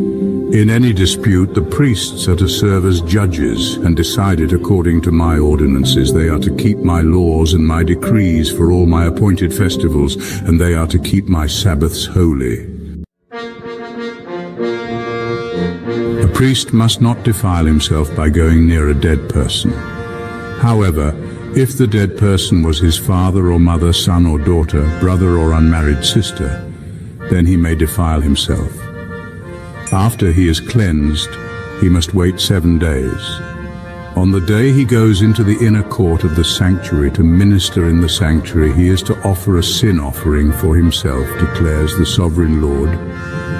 I am to be the only inheritance the priests have. You are to give them no possession in Israel. I will be their possession. They will eat the grain offerings, the sin offerings, and the guilt offerings, and everything in Israel devoted to the Lord will belong to them.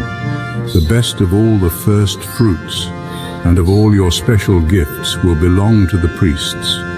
You are to give them the first portion of your ground meal, so that a blessing may rest on your household.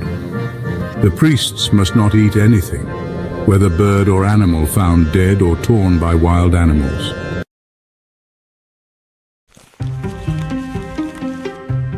Chapter 45. When you allot the land as an inheritance, you are to present to the Lord a portion of the land as a sacred district, 25,000 cubits long and 20,000 cubits wide. The entire area will be holy. Of this, a section 500 cubits square is to be for the sanctuary, with 50 cubits around it for open land. In the sacred district, measure off a section 25,000 cubits long and 10,000 cubits wide. In it will be the sanctuary, the most holy place. It will be the sacred portion of the land for the priests, who minister in the sanctuary and who draw near to minister before the Lord. It will be a place for their houses as well as a holy place for the sanctuary. An area 25,000 cubits long and 10,000 cubits wide will belong to the Levites, who serve in the temple as their possession for towns to live in. You are to give the city as its property an area 5,000 cubits wide and 25,000 cubits long, adjoining the sacred portion. It will belong to all Israel. The prince will have the land bordering each side of the area formed by the sacred district and the property of the city. It will extend westward from the west side and eastward from the east side, running lengthwise from the western to the eastern border, parallel to one of the tribal portions. This land will be his possession in Israel. And my princes will no longer oppress my people, but will allow the people of Israel to possess the land according to their tribes. This is what the sovereign Lord says. You have gone far enough, princes of Israel. Give up your violence and oppression and do what is just and right. Stop dispossessing my people, declares the sovereign Lord. You are to use accurate scales, an accurate ephah, and an accurate bath. The ephah and the bath are to be the same size, the bath containing 1/10 of a homer and the ephah 1/10 of a homer. The homer is to be the standard measure for both. The shekel is to consist of 20 gerahs, 20 shekels plus 25 shekels plus 15 shekels equal 1 mina. This is the special gift you are to offer. 1/6 of an ephah from each homer of wheat and 1/6 of an ephah from each homer of barley. The prescribed portion of olive oil measured by the bath is 1/10 of a bath from each core, which consists of 10 baths or 1 homer, for 10 baths are equivalent to a homer. Also, 1 sheep is to be taken from every flock of 200 from the well-watered pastures of Israel. These will be used for the grain offerings, burnt offerings, and fellowship offerings to make atonement for the people, declares the sovereign Lord. All the people of the land will be required to give this special offering to the prince in Israel. It will be the duty of the prince to provide the burnt offerings, grain offerings, and drink offerings at the festivals, the new moons and the Sabbaths, at all the appointed festivals of Israel. He will provide the sin offerings, grain offerings, burnt offerings, and fellowship offerings to make atonement for the Israelites.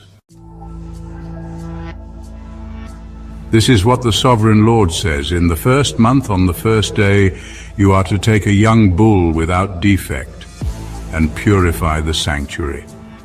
The priest is to take some of the blood of the sin offering and put it on the doorposts of the temple, on the 4 corners of the upper ledge of the altar, and on the gateposts of the inner court. You are to do the same on the 7th day of the month for anyone who sins unintentionally or through ignorance. So you are to make atonement for the temple. In the first month, on the 14th day, you are to observe the Passover, a festival lasting 7 days, during which you shall eat bread made without yeast. On that day, the prince is to provide a bull as a sin offering for himself and for all the people of the land. Every day during the 7 days of the festival, he is to provide 7 bulls and 7 rams without defect as a burnt offering to the Lord, and a male goat for a sin offering. He is to provide as a grain offering an ephah for each bull and an ephah for each ram, along with a hin of olive oil for each ephah. During the 7 days of the festival, which begins in the 7th month on the 15th day, he is to make the same provision for sin offerings, burnt offerings, grain offerings, and oil. Chapter 46. This is what the sovereign Lord says. The gate of the inner court facing east is to be shut on the 6 working days But on the Sabbath day and on the day of the new moon, it is to be opened. The prince is to enter from the outside through the portico of the gateway and stand by the gatepost. The priests are to sacrifice his burnt offering and his fellowship offerings. He is to bow down in worship at the threshold of the gateway and then go out, but the gate will not be shut until evening. On the Sabbaths and new moons, the people of the land are to worship in the presence of the Lord at the entrance of that gateway. The burnt offering the prince brings to the Lord on the Sabbath day is to be 6 male lambs and a ram, all without defect. The grain offering given with the ram is to be an ephah, and the grain offering with the lambs is to be as much as he pleases, along with a hin of olive oil for each ephah. On the day of the new moon, he is to offer a young bull, 6 lambs and a ram, all without defect. He is to provide as a grain offering 1 ephah with the bull, 1 ephah with the ram, and with the lambs as much as he wants to give, along with a hin of oil for each ephah. When the prince enters, he is to go in through the portico of the gateway, and he is to come out the same way. When the people of the land come before the Lord at the appointed festivals, whoever enters by the north gate to worship is to go out the south gate, and whoever enters by the south gate is to go out the north gate. No one is to return through the gate by which they entered, but each is to go out the opposite gate. The prince is to be among them, going in when they go in and going out when they go out. At the feasts and the appointed festivals, the grain offering is to be an ephah with a bull, an ephah with a ram, and with the lambs as much as he pleases, along with a hin of oil for each ephah. When the prince provides a free will offering to the Lord, whether a burnt offering or fellowship offerings, the gate facing east is to be opened for him. He shall offer his burnt offering or his fellowship offerings as he does on the Sabbath day. Then he shall go out, and after he has gone out, the gate will be shut. Every day you are to provide a year-old lamb without defect for a burnt offering to the Lord. Morning by morning you shall provide it. You are also to provide with it morning by morning a grain offering, consisting of 1/6 of an ephah with 1/3 of a hin of oil to moisten the flour. The presenting of this grain offering to the Lord is a lasting ordinance. So the lamb and the grain offering and the oil shall be provided morning by morning for a regular burnt offering. This is what the sovereign Lord says. If the prince makes a gift from his inheritance to one of his sons, it will also belong to his descendants. It is to be their property by inheritance. If, however, he makes a gift from his inheritance to one of his servants, the servant may keep it until the year of freedom. Then it will revert to the prince. His inheritance belongs to his sons only. It is theirs. The prince must not take any of the inheritance of the people, driving them off their property. He is to give his sons their inheritance out of his own property, so that not one of my people will be separated from their property. Then the man brought me through the entrance at the side of the gate to the sacred rooms facing north, which belonged to the priests, and showed me a place at the western end. He said to me, "This is the place where the priests are to cook the guilt offering and the sin offering and bake the grain offering, to avoid bringing them into the outer court and consecrating the people." He then brought me to the outer court and led me around to its 4 corners, and I saw in each corner another court. In the 4 corners of the outer court were enclosed courts, 40 cubits long and 30 cubits wide. Each of the courts in the 4 corners was the same size. Around the inside of each of the 4 courts was a ledge of stone with places for fire built all around under the ledge. He said to me, "These are the kitchens where those who minister at the temple are to cook the sacrifices of the people." Chapter 47. The man brought me back to the entrance to the temple, and I saw water coming out from under the threshold of the temple toward the east, for the temple faced east. The water was coming down from under the south side of the temple, south of the altar. He then brought me out through the north gate and led me around the outside to the outer gate facing east. and the water was trickling from the south side. As the man went eastward with a measuring line in his hand, he measured off 1,000 cubits, and then led me through water that was ankle deep. He measured off another 1,000 cubits, and led me through water that was knee deep. He measured off another 1,000 and led me through water that was up to the waist. He measured off another 1,000, but now it was a river that I could not cross because the water had risen and was deep enough to swim in, a river that no one could cross. He asked me, "Son of man, do you see this?" Then he led me back to the bank of the river. When I arrived there, I saw a great number of trees on each side of the river. He said to me, "This water flows toward the eastern region and goes down into the Arabah, where it enters the Dead Sea. When it empties into the sea, the salty water there becomes fresh. Swarms of living creatures will live wherever the river flows. There will be large numbers of fish, because this water flows there and makes the salt water fresh. So where the river flows, everything will live. Fishermen will stand along the shore. From En-Gedi to En-Eglaim there will be places for spreading nets. The fish will be of many kinds, like the fish of the Mediterranean Sea. But the swamps and marshes will not become fresh. They will be left for salt. Fruit trees of all kinds will grow on both banks of the river. Their leaves will not wither, nor will their fruit fail. Every month they will bear fruit, because the water from the sanctuary flows to them. Their fruit will serve for food, and their leaves for healing." This is what this says.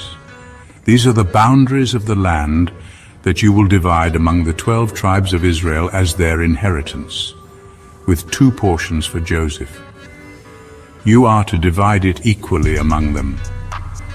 Because I swore with uplifted hand to give it to your ancestors, this land will become your inheritance. This is to be the boundary of the land. On the north side it will run from the Mediterranean Sea by the Hethlon road past Lebo Hamath to Zedad, Berotha and Sibraim, which lies on the border between Damascus and Hamath, as far as Hazer Hatticon, which is on the border of Hauran. The boundary will extend from the sea to Hazar Enan, along the northern border of Damascus, with the border of Hamath to the north. This will be the northern boundary. On the east side, the boundary will run between Hauran and Damascus, along the Jordan between Gilead and the land of Israel, to the Dead Sea and as far as Tamar. This will be the eastern boundary. On the south side it will run from Tamar as far as the waters of Meribah Kadesh, then along the Wadi of Egypt to the Mediterranean Sea. This will be the southern boundary. On the west side, the Mediterranean Sea will be the boundary to a point opposite Lebo Hamath. This will be the western boundary. You are to distribute this land among yourselves according to the tribes of Israel. You are to allot it as an inheritance for yourselves and for the foreigners residing among you and who have children. You are to consider them as native-born Israelites. Along with you they are to be allotted an inheritance among the tribes of Israel. In whatever tribe a foreigner resides, there you are to give them their inheritance, declares the Sovereign Lord. Chapter 48. These are the tribes listed by name. At the northern frontier, Dan will have 1 portion. It will follow the Hethlon road to Lebo Hamath. Hazar Enan and the northern border of Damascus next to Hamath will be part of its border from the east side to the west side. Asher will have 1 portion. It will border the territory of Dan from east to west. Naphtali will have 1 portion. It will border the territory of Asher from east to west. Manasseh will have 1 portion. It will border the territory of Naphtali from east to west. Ephraim will have 1 portion. It will border the territory of Manasseh from east to west. Reuben will have 1 portion. It will border the territory of Ephraim from east to west.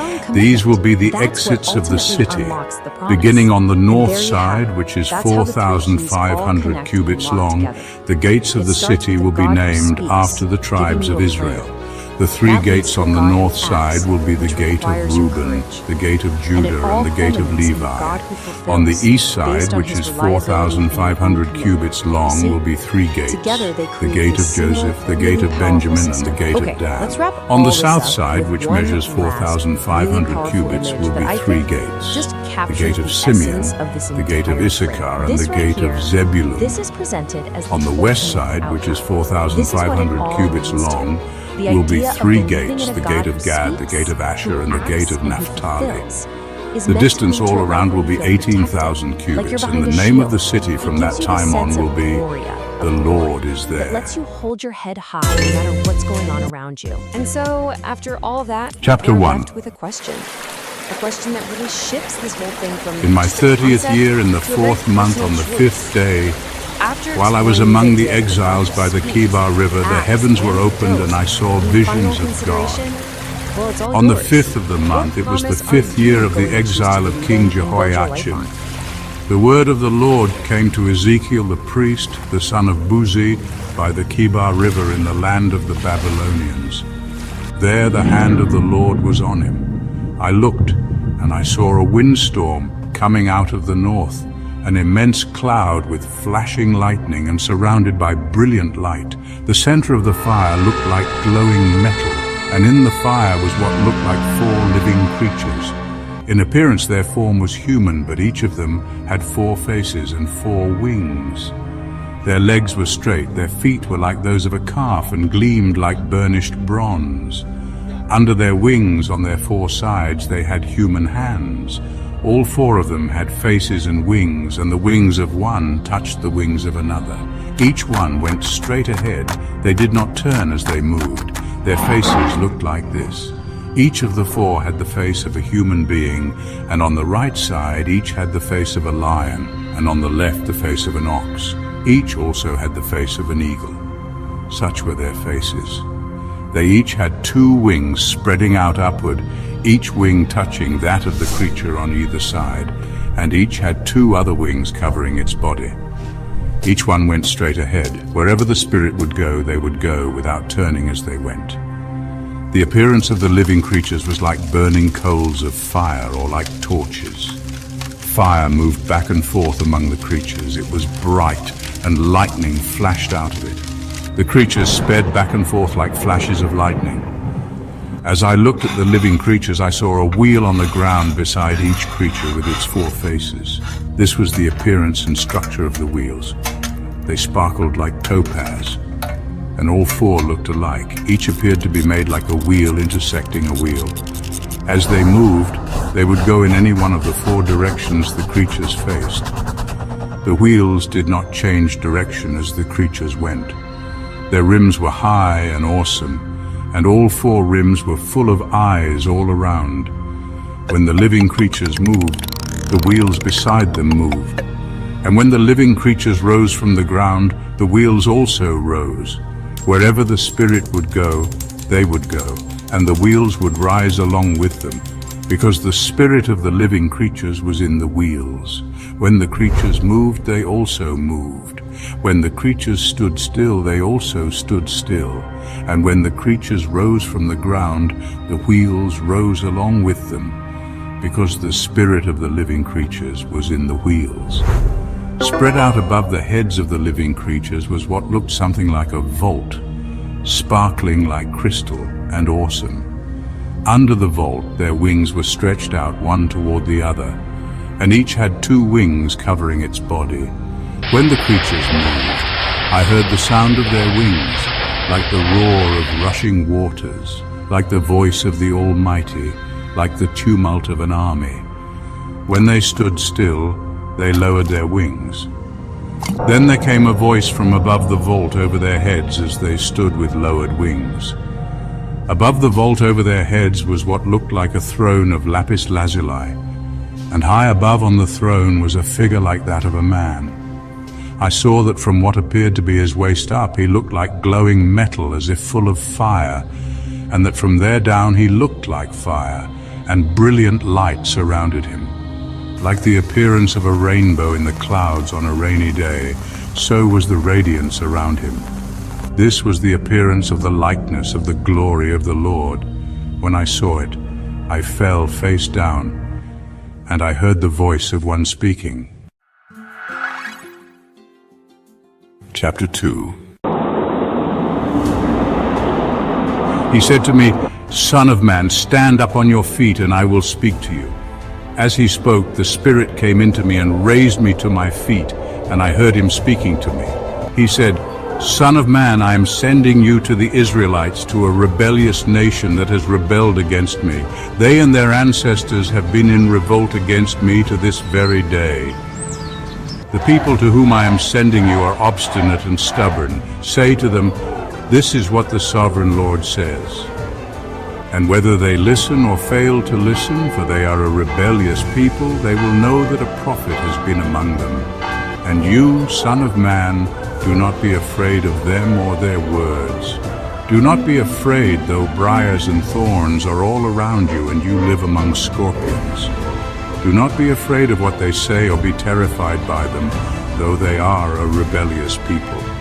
You must speak my words to them, whether they listen or fail to listen, for they are rebellious. But you, son of man, listen to what I say to you. Do not rebel like that rebellious people. Open your mouth and eat what I give you." Then I looked, and I saw a hand stretched out to me. In it was a scroll, which he unrolled before me. On both sides of it were written words of lament and mourning and woe. Chapter 3. And he said to me, "Son of man, eat what is before you, eat this scroll, then go and speak to the people of Israel." So I opened my mouth, and he gave me the scroll to eat. Then he said to me, "Son of man, eat this scroll I am giving you, and fill your stomach with it." So I ate it, and it tasted as sweet as honey in my mouth. He then said to me, "Son of man, go now to the people of Israel and speak my words to them. You are not being sent to a people of obscure speech and strange language, but to the people of Israel. Not to many peoples of obscure speech and strange language, whose words you cannot understand. Surely if I had sent you to them, they would have listened to you. But the people of Israel are not willing to listen to you, because they are not willing to listen to me, for all the Israelites are hardened and obstinate. But I will make you as unyielding and hardened as they are. I will make your forehead like the hardest stone, harder than flint. Do not be afraid of them or terrified by them, though they are a rebellious people." And he said to me, "Son of man, listen carefully and take to heart all the words I speak to you. Go now to your people in exile and speak to them. Say to them, 'This is what the sovereign Lord says,' whether they listen or fail to listen." Then the Spirit lifted me up, and I heard behind me a loud rumbling sound as the glory of the Lord rose from the place where it was standing. It was the sound of the wings of the living creatures brushing against each other, and the sound of the wheels beside them, a loud rumbling sound. The Spirit then lifted me up and took me away, and I went in bitterness and in the anger of my spirit with the strong hand of the Lord on me. I came to the exiles who lived at Tel Aviv near the Kebar River, and there, where they were living, I sat among them for 7 days, deeply distressed. At the end of 7 days, the word of the Lord came to me, "Son of man, I have made you a watchman for the people of Israel. So hear the word I speak and give them warning from me. When I say to a wicked person, 'You will surely die,' and you do not warn them or speak out to dissuade them from their evil ways in order to save their life, that wicked person will die for their sin, and I will hold you accountable for their blood. But if you do warn the wicked person, and they do not turn from their wickedness or from their evil ways, they will die for their sin, but you will have saved yourself. Again, when a righteous person turns from their righteousness and does evil, and I put a stumbling block before them, they will die. Since you did not warn them, they will die for their sin. The righteous things that person did will not be remembered, and I will hold you accountable for their blood. But if you do warn the righteous person not to sin, and they do not sin, They will surely live because they took warning, and you will have saved yourself. The hand of the Lord was on me there, and he said to me, "Get up and go out to the plain, and there I will speak to you." So I got up and went out to the plain, and the glory of the Lord was standing there like the glory I had seen by the Kebar River, and I fell face down. Then the Spirit came into me and raised me to my feet. He spoke to me and said, "Go, shut yourself inside your house, and you, son of man, they will tie with ropes.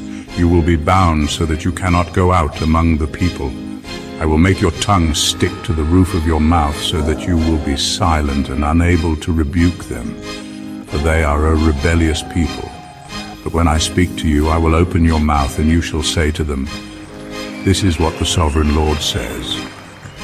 Whoever will listen, let them listen, and whoever will refuse, let them refuse, for they are a rebellious people." Chapter 4.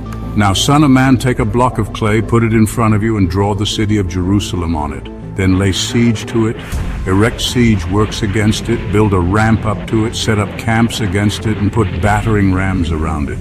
Then take an iron pan, place it as an iron wall between you and the city, and turn your face toward it. It will be under siege, and you shall besiege it. This will be a sign to the people of Israel.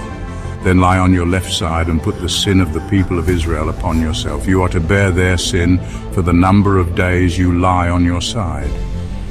I have assigned you the same number of days as the years of their sin. So for 390 days you will bear the sin of the people of Israel.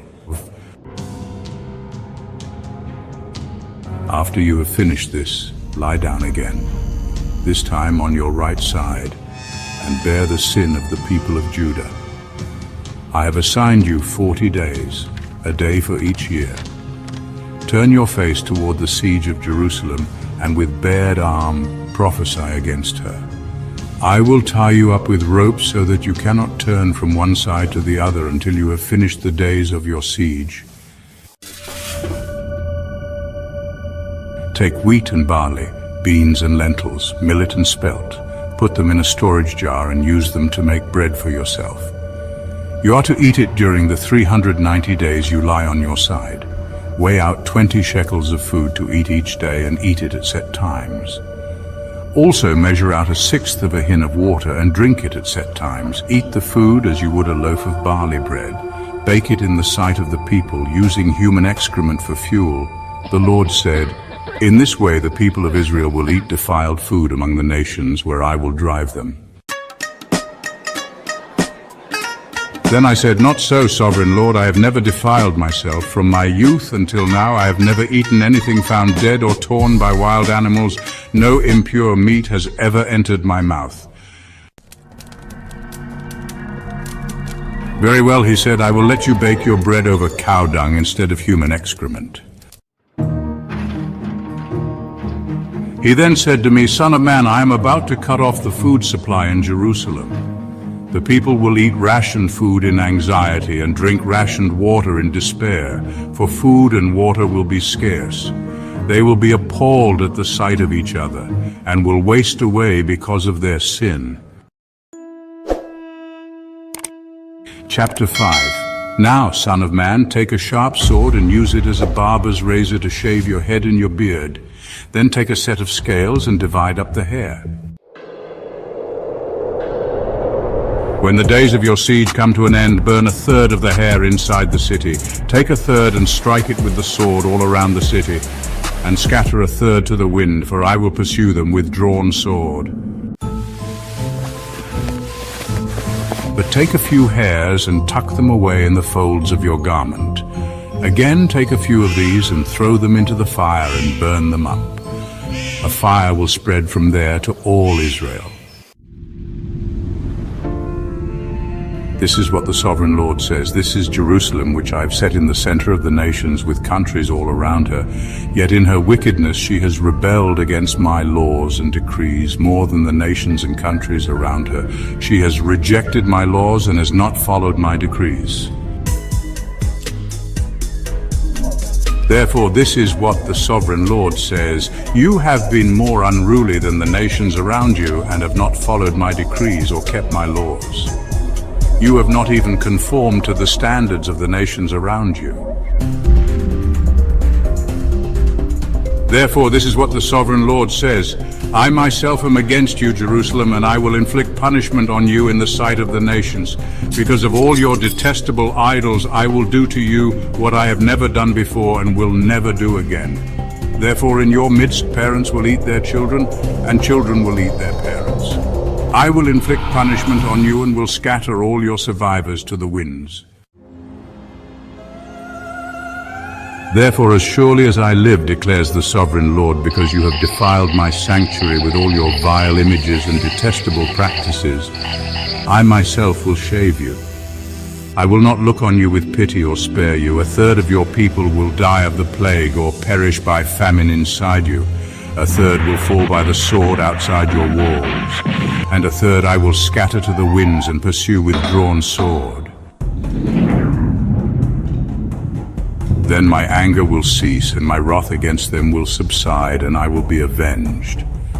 And when I have spent my wrath on them, they will know that I, the Lord, have spoken in my zeal. I will make you a ruin and a reproach among the nations around you in the sight of all who pass by.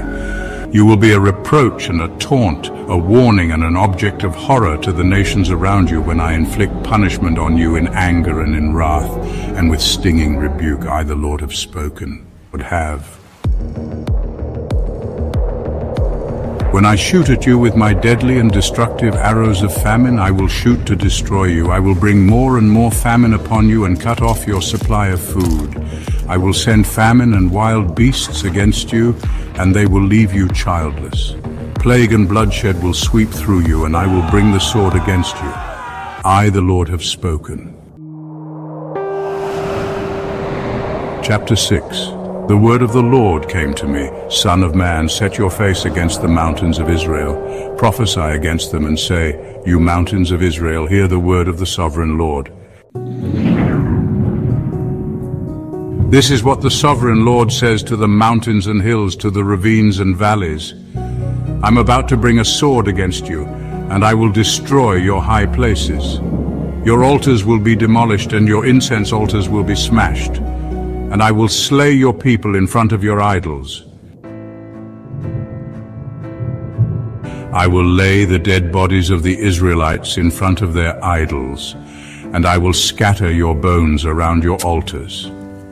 Wherever you live, the towns will be laid waste and the high places demolished, so that your altars will be laid waste and devastated, your idols smashed and ruined, your incense altars broken down, and what you have made wiped out. Your people will fall slain among you, and you will know that I am the Lord.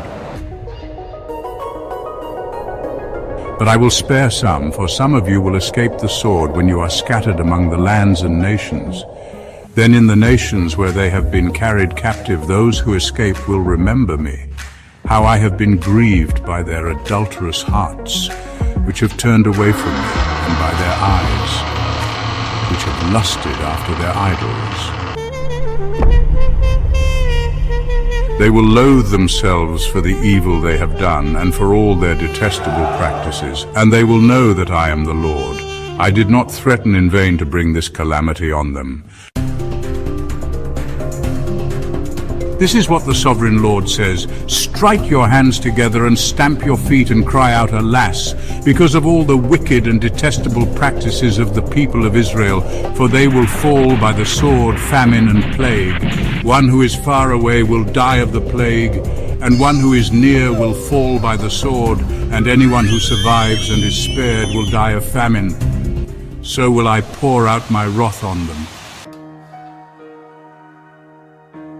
And they will know that I am the Lord, when their people lie slain among their idols around their altars, on every high hill and on all the mountain tops, under every spreading tree and every leafy oak, places where they offered fragrant incense to all their idols. And I will stretch out my hand against them, and make the land a desolate waste from the desert to Diblah, wherever they live. Then they will know that I am the Lord. Chapter 7. The word of the Lord came to me, Son of man, this is what the sovereign Lord says to the land of Israel. The end has come upon the four corners of the land. The end is now upon you, and I will unleash my anger against you. I will judge you according to your conduct and repay you for all your detestable practices. I will not look on you with pity. I will not spare you. I will surely repay you for your conduct and for the detestable practices among you. Then you will know that I am the Lord. This is what the sovereign Lord says, disaster, unheard of disaster. See, it comes, the end has come, the end has come. It has roused itself against you. See, it comes, doom has come upon you who dwell in the land. The time has come. The day is near. There is panic, not joy on the mountains. I am about to pour out my wrath on you and spend my anger against you. I will judge you according to your conduct and repay you for all your detestable practices. I will not look on you with pity. I will not spare you. I will repay you for your conduct and for the detestable practices among you. Then you will know that it is I, the Lord, who strikes you. See the day. See, it comes. Doom has burst forth, the rod has budded, arrogance has blossomed, violence has arisen, a rod to punish the wicked. None of the people will be left, none of that crowd, none of their wealth, nothing of value. The time has come, the day has arrived. Let not the buyer rejoice, nor the seller grieve, for my wrath is on the whole crowd. The seller will not recover the property that was sold, as long as both buyer and seller live. For the vision concerning the whole crowd will not be reversed. Because of their sins, not one of them will preserve their life. They have blown the trumpet.